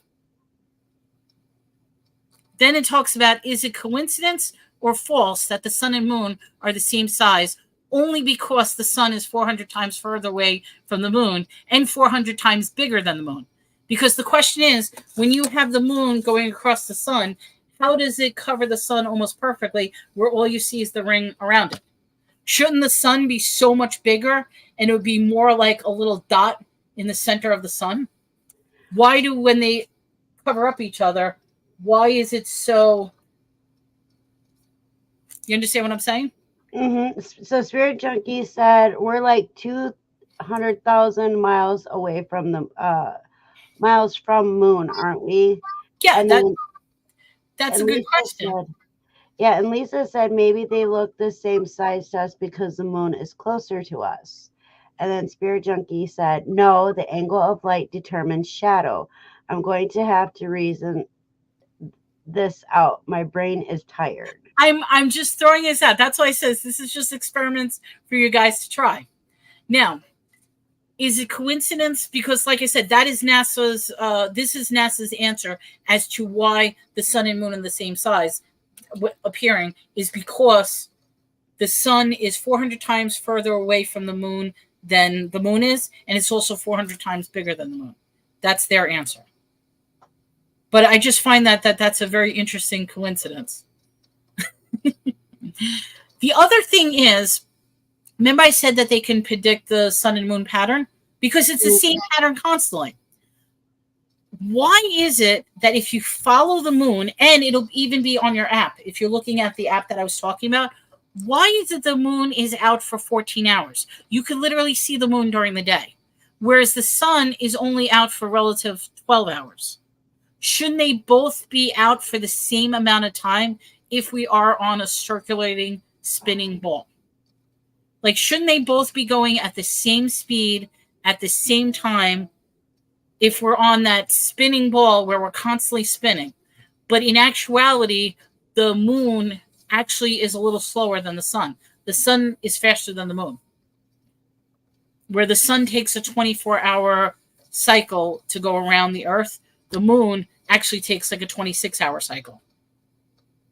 So there's a 2-hour difference between how the sun and moon. Also, if you look at the trajectory of the moon during its path, for some reason, there is a gap in the trajectory where the moon like disappears for some reason and then comes back into line of sight. And there's a question about that as to why that happens. You could see it on your apps. Artist knows, where is Susanna? It's all about magic. Yeah. So that's just a couple of questions I had, particularly about the shadows, because like I said, 70 miles is a relatively small, because the moon is orbiting us and we are orbiting the sun.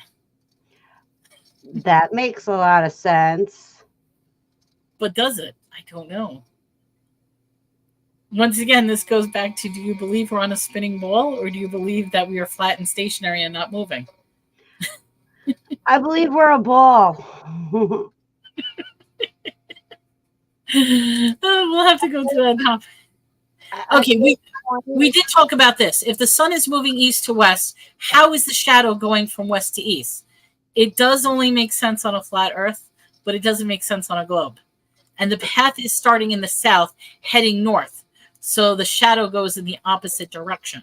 Now, there's a study, which I obviously cannot do, but basically there's a study. Let's just say this is the west side, this is the east side. If you cast a shadow, you can see my fist, there's a shadow on there, and then you have a light source, it will go in the opposite direction if you do it correctly. So that does explain, so there is an answer to that, but it doesn't make sense on a globe. It makes sense on a flat surface. So that's just something that's a question that I'll be right back. The cat is like being very annoying, so I gotta let her upstairs. So I'll yeah, be I was right just back. thinking, Alaska, what did you say? Well, Alaska has full daylight in the summer.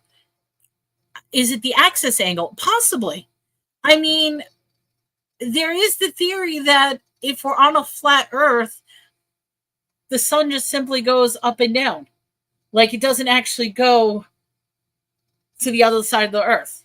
Like there's no underneath where it's going underneath. It's simply making a figure eighth pattern. And that would make sense why Alaska will have a full daylight in summer, and in the winter it'll have darkness just based on the elliptical pattern that it does. Ask the demon that the ball of fire is set to destroy it. Oh my god, if something happens to Nashville. I'm not wishing I am not wishing ill will on Nashville at all. It was on one of the videos I was watching. They were saying how people are dreaming and prophesizing that Nashville is going to get hit by a fiery ball. I find that very, very strange, but that's pretty much what they're saying. I don't know. Okay, here's an interesting thing. There was a NASA, what do you call it? NASA had a press conference. Okay, so they had an actual press conference. I have the video if anybody wants to see it. The guy specifically said that we're not having a solar eclipse, that we're having a solar ellipse instead. Now, that's starting to bring up some very interesting things, because if we are having a solar ellipse, that brings up a whole different thing as opposed to an eclipse, because Nibiru is said to be an ellipse. So if Nibiru is the planet that's covering the sun, then that would make sense that we're having an ellipse as opposed to an eclipse. This is going out there. And basically an ellipse is a closed curve consisting of points whose distances from each other, two fixed points, all add up to the same value, is an ellipse. The midpoint between the foci is the center. One property of the ellipse is that the reflection of the boundary of a line from one will pass through the other. So NASA's press agency guy was basically saying that we're having an ellipse instead of an eclipse. Very interesting little press conference. But then he does talk about how the moon is going to be coming through the sun. And people are questioning, was that intentional that he said ellipse, or was that a mistake that he said ellipse as opposed to an eclipse? What do we have? Weird crap about drains in southern hemisphere goes counterclockwise. All kinds of weird science and stuff. I've heard about that, but you know something? I had somebody do that, and the answer is no, it doesn't go counterclockwise. So I don't know how true that is. I know they say it, but someone needs to make this into a movie so I can understand it.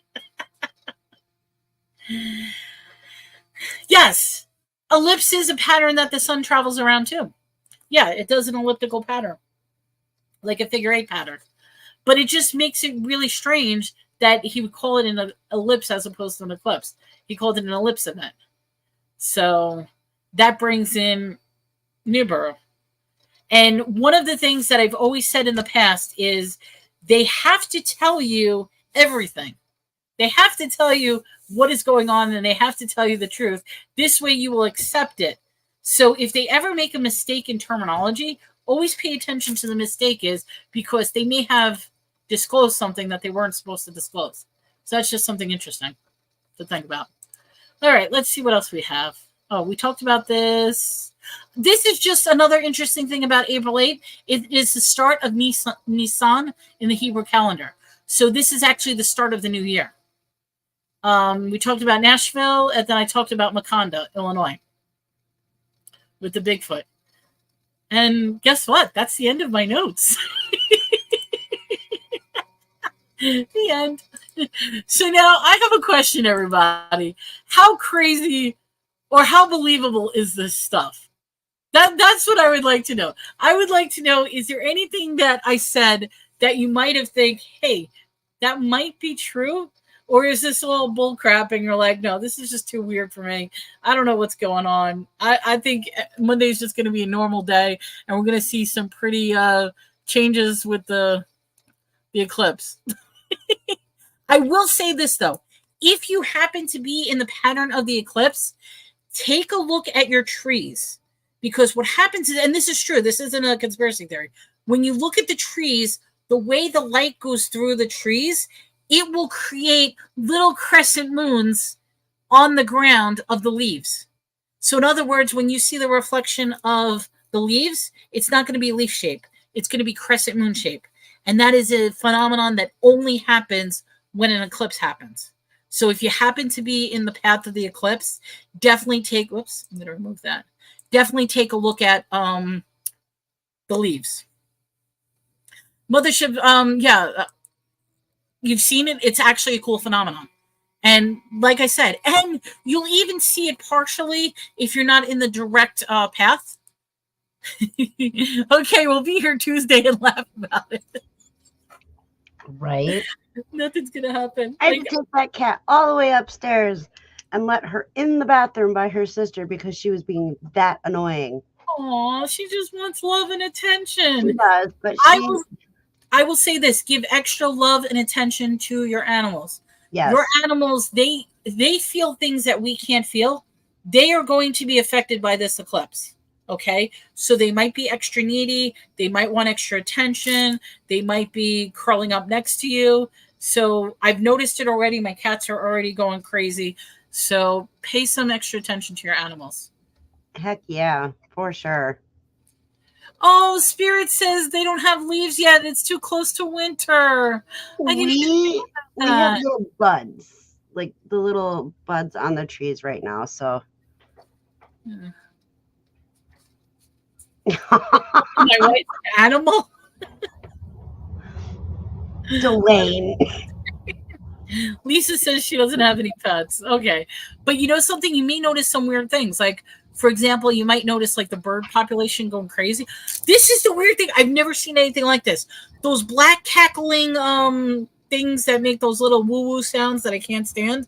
They look like crows, but they're not crows. I don't know what they're called. Like they're black birds that make all these like woo-woo sounds. Like there was a ton of them in my yard. And I'm like, where the hell did they come from? They were just hanging out like it was some big party in the yard. You said like a clicking noise or a woo-woo noise? Like a woo-woo noise. Like they're the woo-woo. And they're black. I want to say they're starlings. That's what they are. Thank you. I'm pretty sure they're starlings. Is that? Let me see what a starling looks like. So the black-capped chickadee, mourning dove, mourning. Yeah, I would say they're starlings, but they're all black. They're not colorful. Oh wait, a common starling is all black. Okay, yeah. All right, starlings. Yeah. That's why I said they look like crows and they cackle a lot. And it's like, there was a whole bunch of them. They were just hanging out in my yard for no reason at all. Yeah, they weren't ravens. We don't really have ravens here. We have the stupid starlings.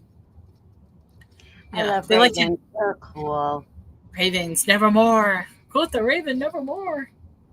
My dad's chicken stopped laying. Check the food.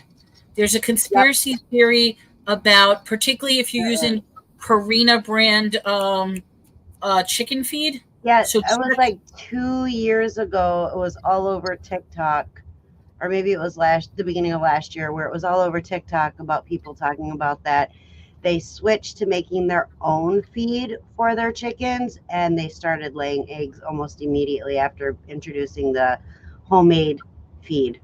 Yeah. Just saying. However, speaking of chickens, if you guys are on TikTok, look at the chicken wars. They are funny. What are the Yeah, chicken? I think it's called Chicken Wars. Let me double check.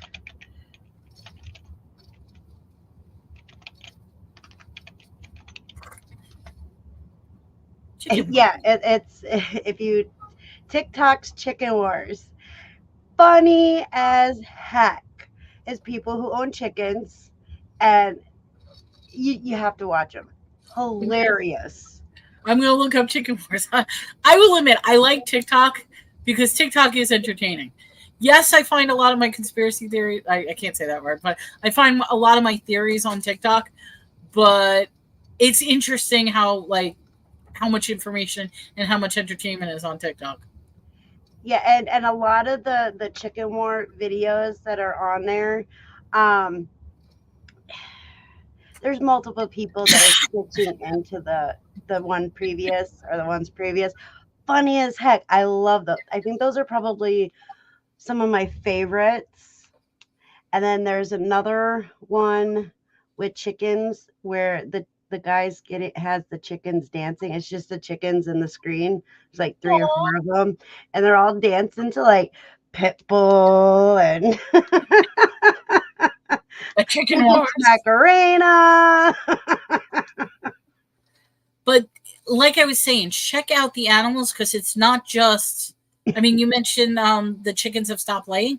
It might be because of what's going on with the eclipse, with the CERN going on, with the comet coming in, with the rockets going to the moon. I mean, there's too many things happening at the same time. Your TikTok account was shut down? That's weird.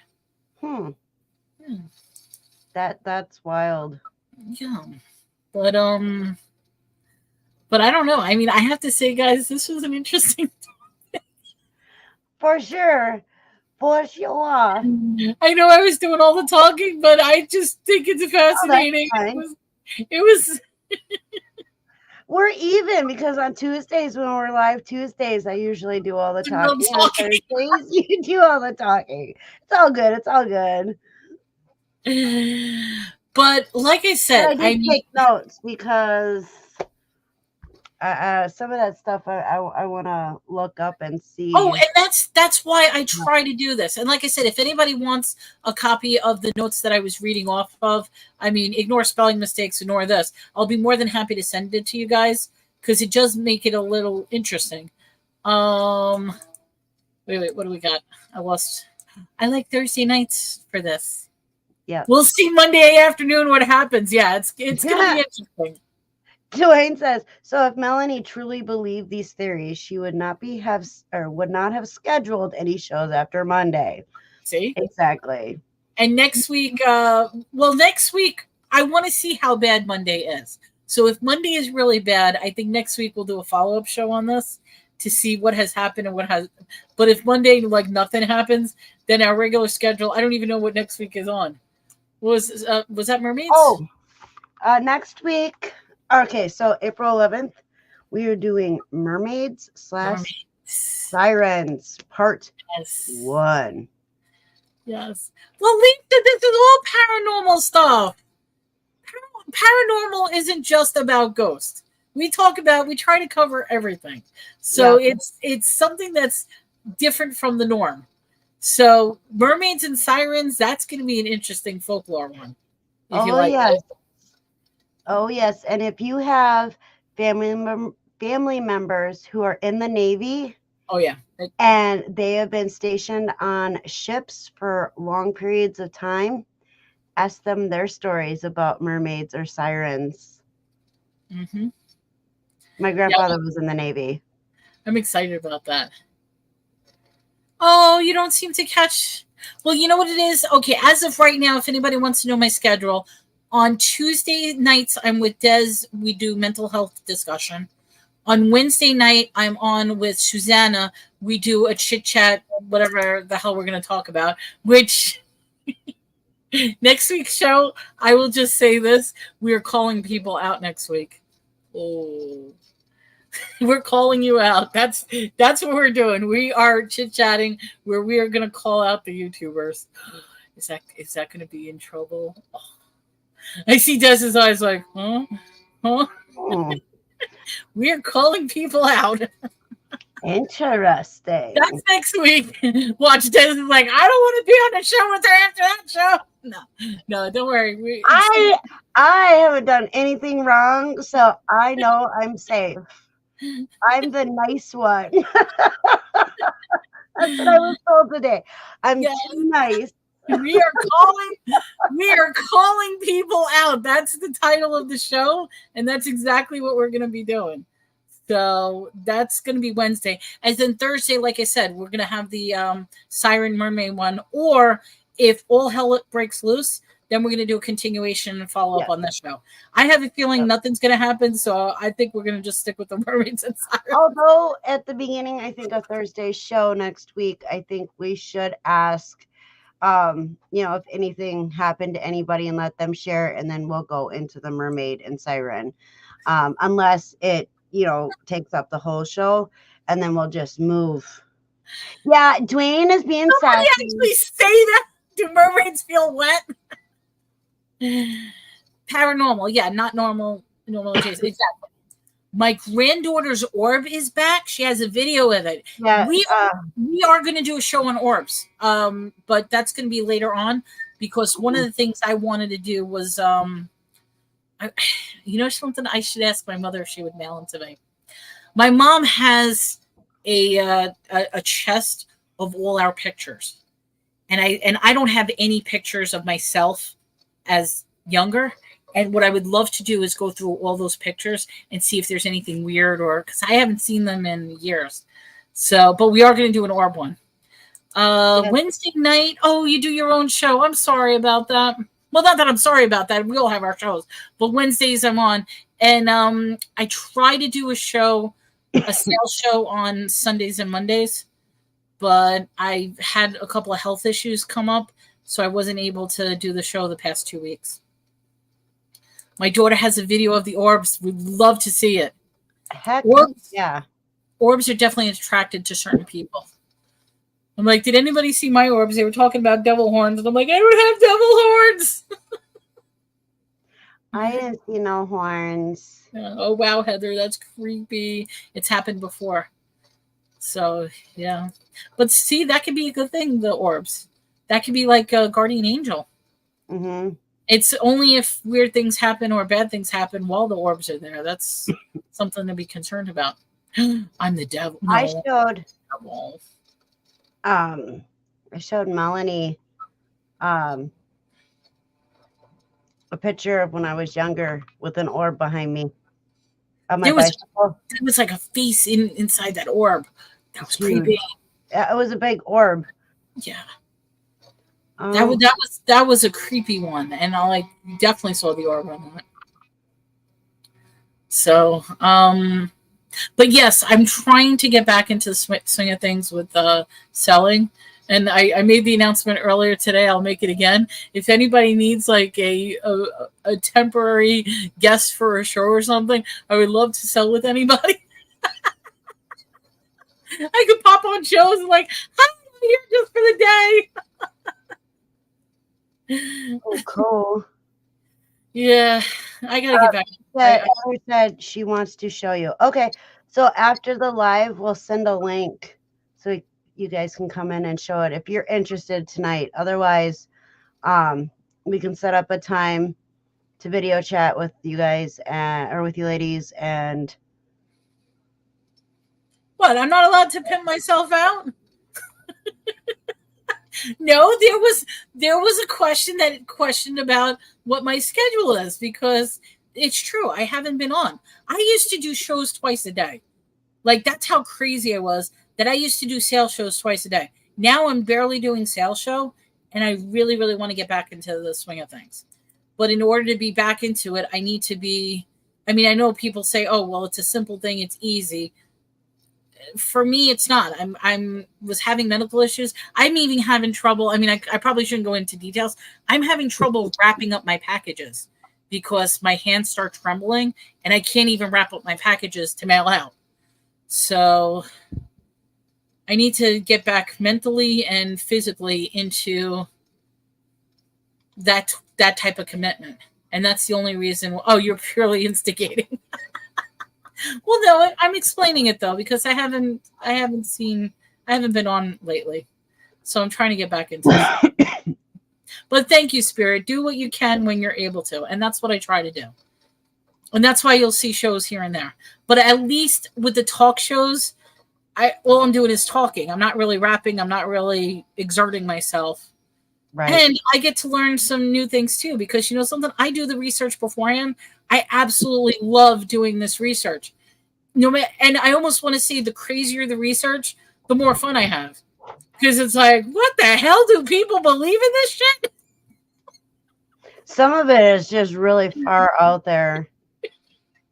I even say it's far out there. I can't believe I'm repeating some of this stuff.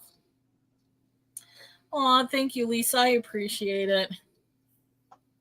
Yeah. You look real quick. Speaking of orbs, this was during the day out front. Oh, you have a picture of an orb? Yeah. Let me put that on. There it is. There. And there. And these pictures were taken back to back. And then... Wow. Oh, wait, it disappeared. You exit out of that. Yeah. Okay. So it was raining. Do you think it was a ring up? This is from your ring cam? No, this is from my phone, my cell phone. Oh, your cell phone. Okay. Yep. So here is the first picture, the second picture, and the third picture. It moved. It went from the middle of the street to the middle of your... Yeah, it was by our mailbox. Yeah. And then here. That's so weird. And that is a cell phone. And you actually saw that orb of light floating around? No, I actually... Oh, you didn't? I actually was going through my pictures and saw it. I'm like, okay. That's interesting. Oh, Lisa says positive thoughts sent your way. Thank you. It was checking the mail. It can have our bills. I'm good with that. Thank you, Spirit. She says it definitely have fun in it. I do have fun. And like I said, I'm learning new things. I mean, even the crazy stuff, if I push aside, there's different things I learn. Like, for example, that demon face syndrome, I've never heard that before.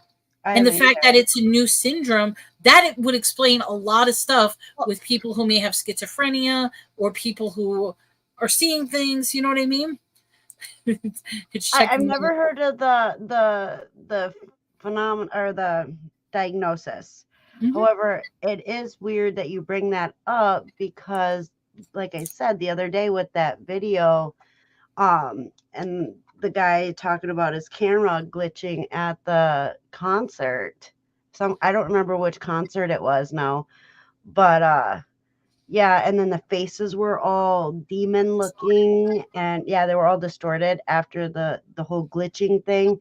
The atmosphere, he said, changed. It was wild. But then I'll have to see. I have a hard drive, an external hard drive that's got a ton of pictures. Remember the picture I was telling you about, the Don, that hotel that we went to, mm-hmm. with the tunnel? I'm going to see if that picture's on there. If that picture's on there, you guys are going to trip out. Yeah. You reminded me because I have the pictures of the famous Baker Hotel because mm-hmm. we sort of trespassed, and I shouldn't even say that. I mean, we're on vacation. We're on vacation, and we decided to take our own little trip into the hotel. you know what? I mean, it was so creepy. The Baker Hotel is a hotel in Mineral Wells that they are actually reopening next year.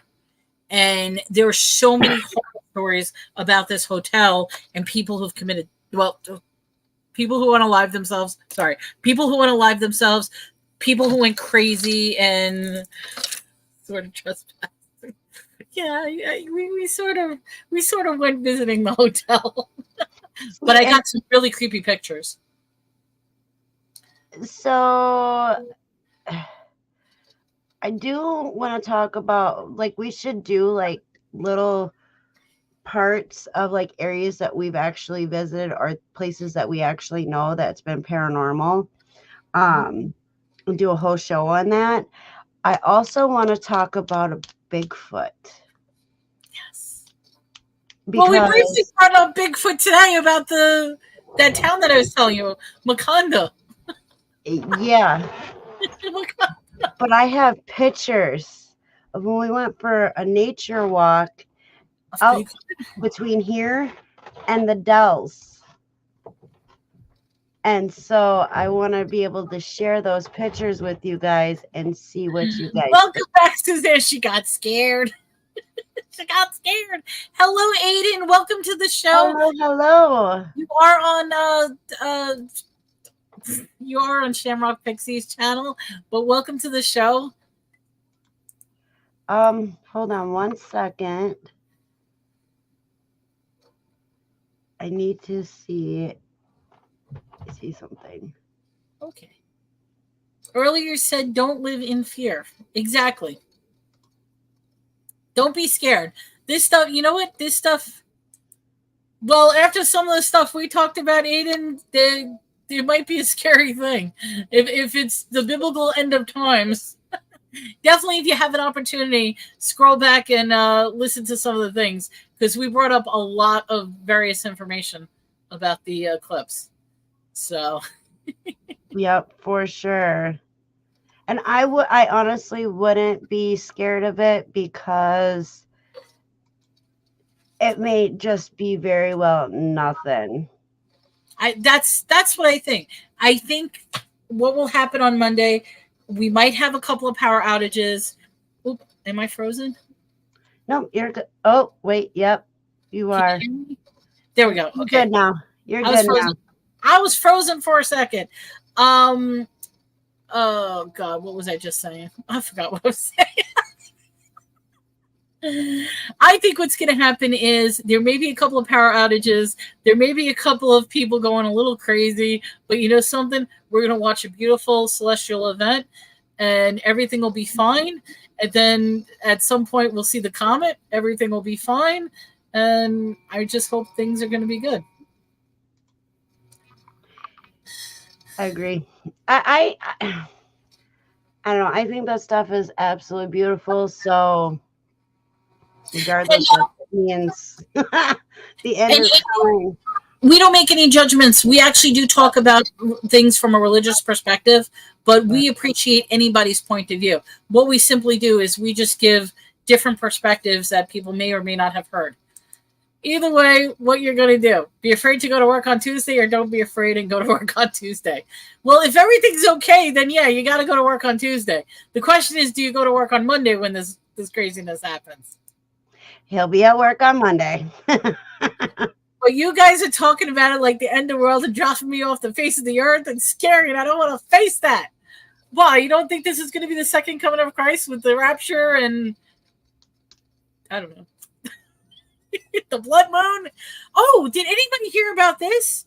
This happens to be the year where two different cicada populations are combining. So now if anybody knows about cicadas, those are the things that have a 15-year life cycle.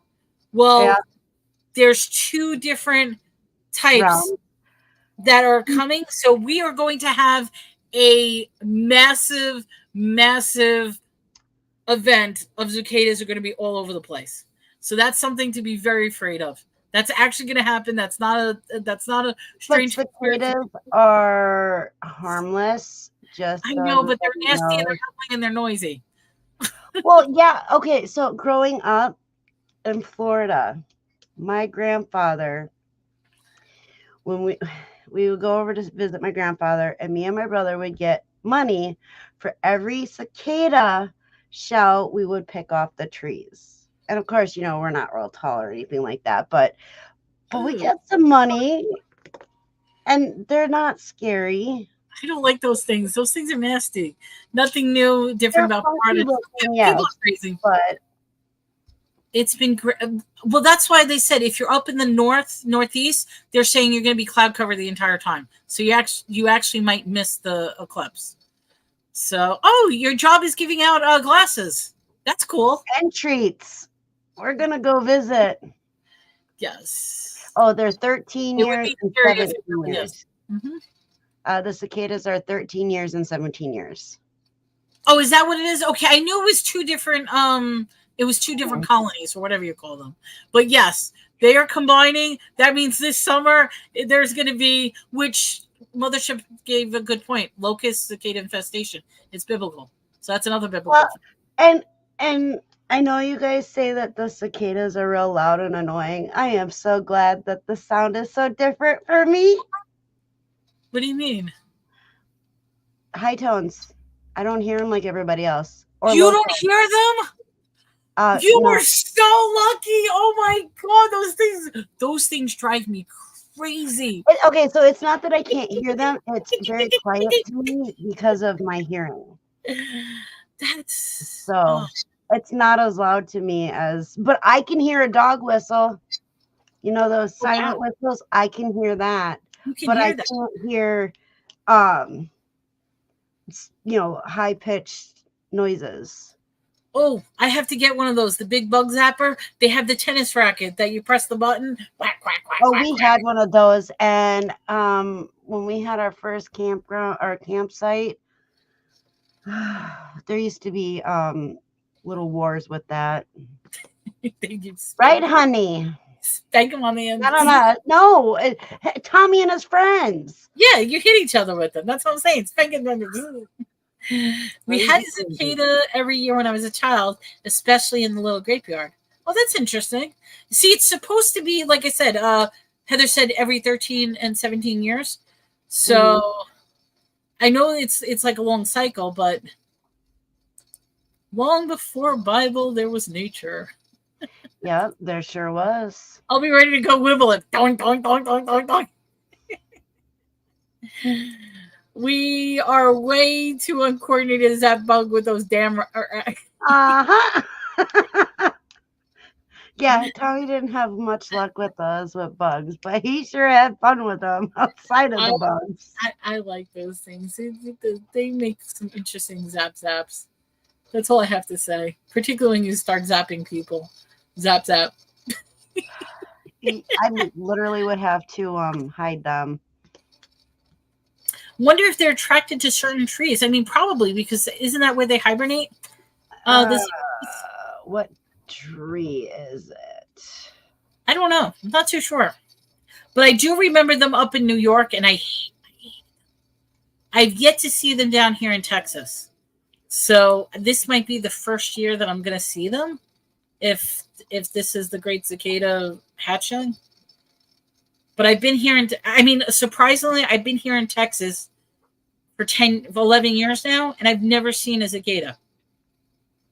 But I've seen grasshoppers. Have we had grasshopper infestations?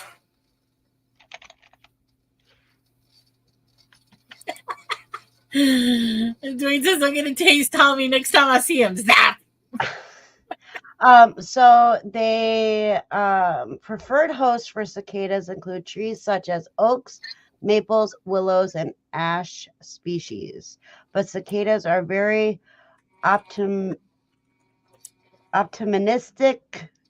I don't know if I said that word right. Feeders that will likely be attracted to whatever large plant is nearby the nymph's underground habit. So yeah, that's going to be, prepare for that in the summer, because they are going to come out and they're going to be all over the place. So. And their preferred number one tree is an oak tree. Oak tree, yeah. Which we don't have, we really don't have oak trees down here. Yeah. So. See, and you're lucky. We have lots of them. But I remember literally sweeping out the grasshoppers. Like you had to sweep them from your front door because every time you opened up your front door, they just came in. Don't the bug zappers? Well, no, not the tennis rackets. The tennis rackets, you press the button and. Yeah, it still attracts the bugs if you have it on for long periods of time. We used to at our campsite, we had that one, and then we had the big hanging old-fashioned ones that like would light up the area and loud ass zaps. And the people around us complained. And Tommy said, would you rather it be on and you not get attacked by bugs, or do you want me to take it down? And they're like, well, we don't want to hear it. And he's like, well, guess what? It stays, and there ain't shit you can do about it. Tommy didn't care. We were bug free. Susanna says you have them in your backyard. So Susanna, come summertime, there's going to be cicadas. You're going to hear them. Hate those things. I don't know. Personally, I think they're kind of neat. No, that's just my opinion. I bought one for a friend in South Carolina. We ended up taking it down to the attracted and killed so many bugs. Yeah. Those things can be very hard to have it away from where you're sitting. That's the whole point of them, is that when you set them up, you want them in an area that you aren't going to be around.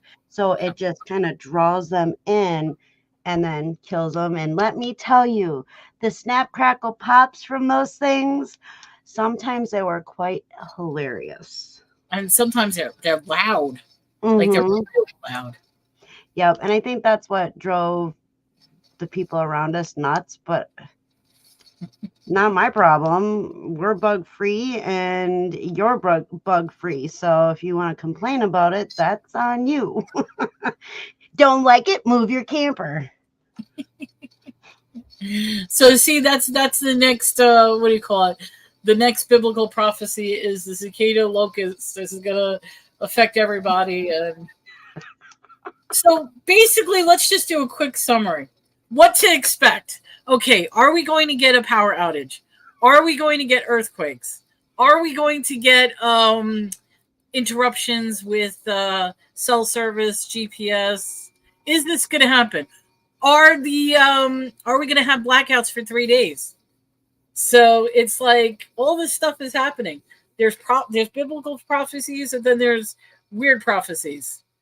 But we know that this is happening on Monday. So there is going to be an eclipse on Monday. We get to witness it. The question is, what are the consequences of this eclipse? So I think it's going to be the cicadas are bringing Jesus. Did you see Tommy and Dwayne's comments back and forth to each other? They sound cool when you get a big June bug in them. Dwayne's like, right? Like a 5-second light show and smoke, LOL. Can you tell they're 2 peas in a pod? I've done that with the racket, where if you have a fly and you just keep it on and it starts to crackle up and then it starts to burn and then it'll start on fire. Wait, no, you can't be in the middle of the lake on Monday. I need your phone to take pictures of the eclipse.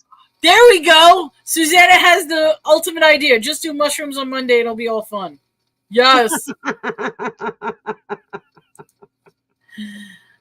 By Monday, I probably won't know what's happening. I should be in the center. Is he going fishing? That's what he thinks. He's going to. I need his phone to record the eclipse. I don't have an iPhone. I have to say I'm worried about texting because almost like, okay, we're getting the brunt of it. We're also predicted to have the nicest weather out of all the areas. Or it should be the X marks the spot. So that Illinois area that we were talking about, that should be a bad area too. Hello, Swamp Picker. He's like, hey, Tommy 2.0. You came in towards the end, but we've been having a great show, so he won't need his phone anyway, so his phone won't work. And hello, welcome to the show. You can have it. You don't need your phone when fishing. You just want to be left alone and you want to catch something. He does. He's been itching, and with the way that our winter has been, it has been such a tease for the fishermen. So the ice fishermen are very upset because there was not long periods of ice for them to ice fish. The boat fishermen and shore fishermen are mad because there's just enough ice to be annoying that they can't use their boat or the fish off the shore. So yeah,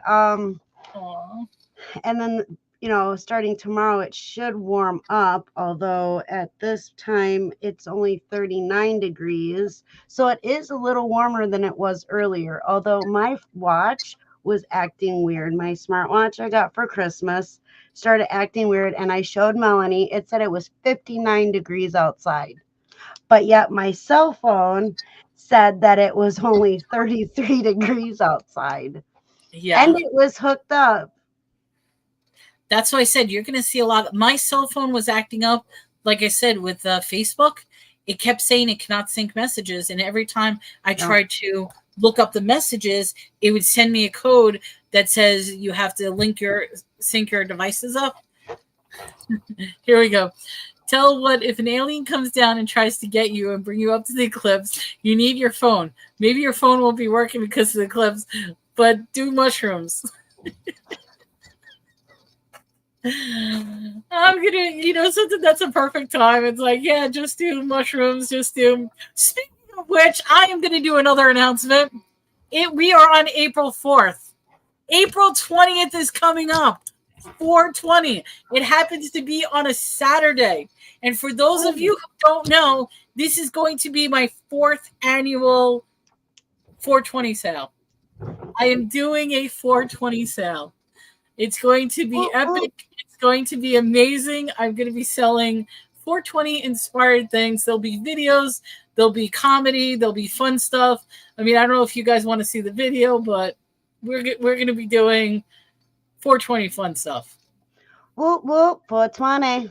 420. If you don't know what 420 is, what rock have you been living under?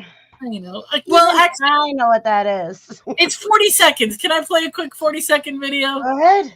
We're going. I got to play this, guys. Here we go.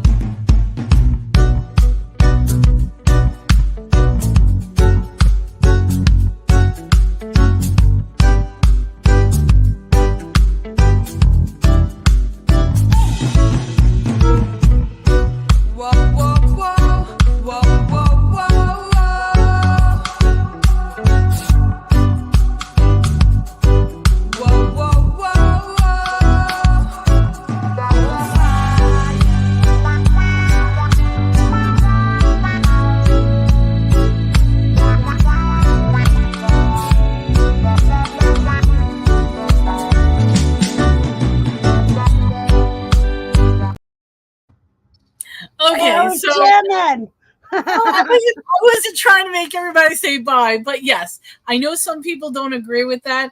That is a show for entertainment purposes only.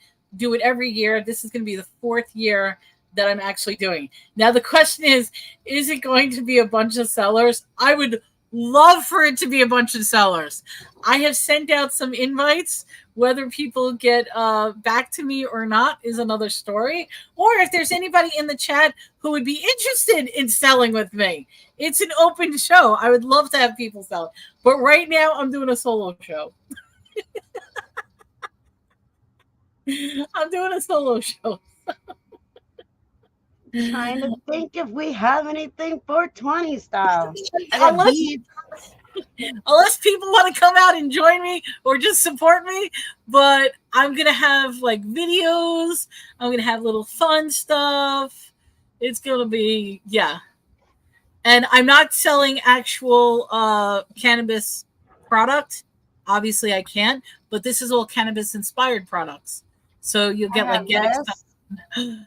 Unicorn. What is it? Wait. What is the top site? Oh, Lost Unicorn. I didn't see that. It found stop doing drugs. Yes. She's got decal, gas, grass, or ass. Nobody rides for free. I love that. And then, see, well, Des, if you're not doing anything on 420, you are more than welcome to come. You've got 420 stuff. Bring it out. I could, for sure. So I'll write that down and make sure that we're not doing anything on 420. But I have 420. What I'm starting is at 4:00 Eastern, and then at every 4:20 for each of the time zones, I'm doing a giveaway. So yes, it's starting 4:00 Eastern, which means at 4:20 Eastern, 4:20 Central, 4:20 Pacific, 4:20. Yeah. So everybody's getting a prize at the 4:20 mark where we celebrate. But the show itself is starting at 4:00, just so I get like the little hellos out of the way. That's an awesome idea. Yeah, and then 4:20. And like I said, this is the 4th year we're doing it. So I haven't started written down. Yes, I haven't started making the announcements. I mean, I posted the video up, but I definitely want to start making announcements and start getting the hype up. And like I said, if anybody's interested in selling with me, my email's right here. Contact me. Because it usually is a massive show. I say usually, I don't know what's going to happen this year, but it will be awesome. It's on a Saturday. And it's much different now because 4 years ago, not many states were legalized with it.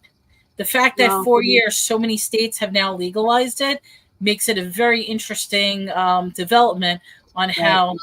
But we did our first show back in 2020 at the height of the at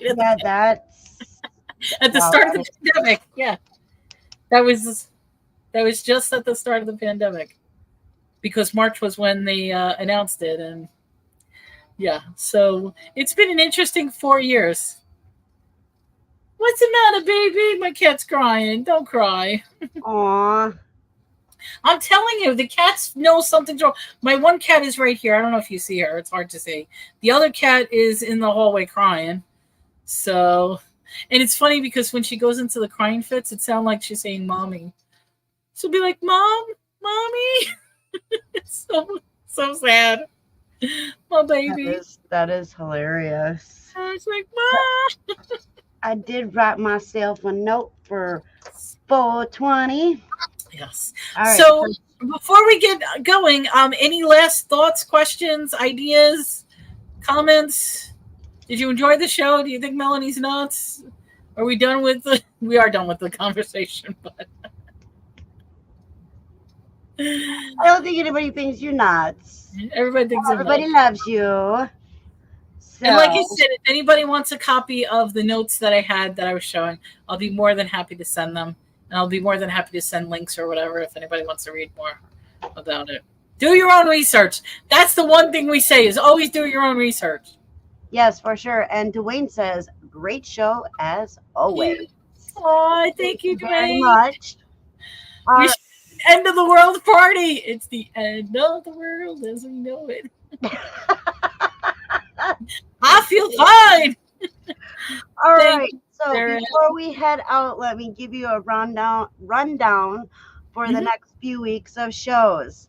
We have April 11th, Mermaids and Sirens Part 1. Unless something crazy happens on Monday, then we will do Part 2 of the Solar Eclipse that we did this week. Otherwise, it is April 11th, Mermaids and Sirens Part 1. April 18th, the Bermuda Triangles, Ley Lines, and Mermaids and Sirens Part 2. And Part 1 or Part 2, I will share a personal story about something that happened there involving that kind of stuff. Hold on. I got to thank you. Here, a special thank you.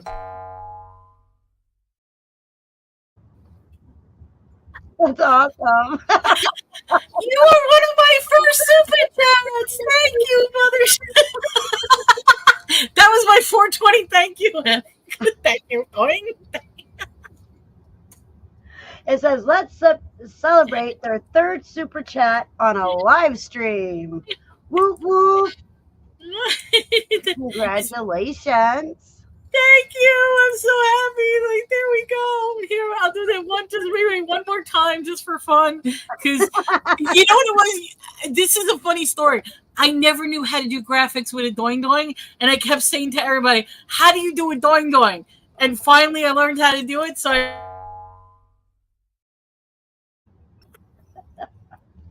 that's my doing doing. That is awesome. I don't even know how to do that, so so you are way one up above me. All right, so April 25th, Disney, the scary, spooky side of Disney. Yes. May 2nd, Fairy Tales, Grimm versus Disney. Ooh, How the fairy tales went from what they were supposed to be to what they are today. Mm-hmm. May 9th, Moon Landing. We may have a guest. That's a good I one. need to talk to them yet, but we should have a guest. That's a good one. Moon Landing. I like that one. Yes, so that will be May 9th. May 16th, we are doing urban myths or urban legends, whichever one you want to call it. And I think we're focusing on like Bloody Mary. What are some of the other ones that they have for urban legends? Oh, the Hook. Candyman, the Hook guy. Yep. So, and then May 23rd, we will be doing or talking about mythological creatures. Dragons, unicorns. Yep. And on the 11th, we will have more. Dwayne says Mothman. That is actually on our list. We just haven't added it. That's about the bridge. That's yes. So should we do that on May 30th? Maybe, yes. Mothman, yes. Let's do Mothman. Spirit Junkie, Mothman Prophecies. Watch that movie because that movie was taken on the actual bridge that was destroyed. And it's about the bridge being destroyed. Yeah, actually, I think it just came into library because I think I found it and at the library, so I had to wait for it to come in. And then on Wednesdays, I talked about this earlier. Our next show, we are calling you out. That's what it is. Our show is we're calling you out. We're taking a stand. We're calling you out. This should be fun. I'm going to be in the chat egging it on. Calling you out. Yeah, so that will on Wednesdays, Melanie and Susanna do their random chats. Please check it out. It is awesome. Tuesdays, me and Melanie do our mental health together. I am looking at bringing on some people as guests, but haven't gotten to that point yet. And then our Thursdays, we are on Melanie's channel and doing our paranormal groove, I'm going to answer this question. I have very, very strict rules that I will not partake and be on a live show. Because A, I take it strictly for pain management and sleep issues that I have. B, I know how much this stuff messes me up. If you think I'm giggly and messed up now, you should see me when I'm, And I have asthma, so I can't smoke or do anything like that. So I only use edibles. And I know edibles hit differently, but I will not do a show under the influence. Not even the 420 show. Right. So that's my own personal view on that. But yes, Mothman Prophecies is, if anybody has never seen that movie, great movie to see. Right there. Yeah. Mothman happened here in West Virginia as well as having bingo sighted multiple other places. Yes. Yes. So here is an assignment, because May 30th, we will be talking about the Mothman. So if you guys can get your hands on from the library, Mothman Prophecies, watch it before May 30th, and we'll That's discuss with, it. Richard Gere, right? Was I Richard Gere? don't know. I've never seen the show or the movie, so I'm pretty that's sure. why. Let me just see. I think it's Richard Gere. Mothman Prophecies. Yeah, I've never seen it, so It's a great movie.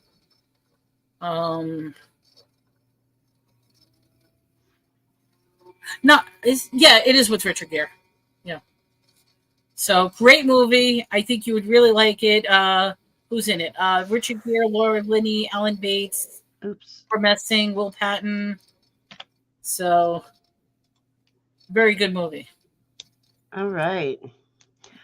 But with that, I have to run to the potty, so let's we'll end it here.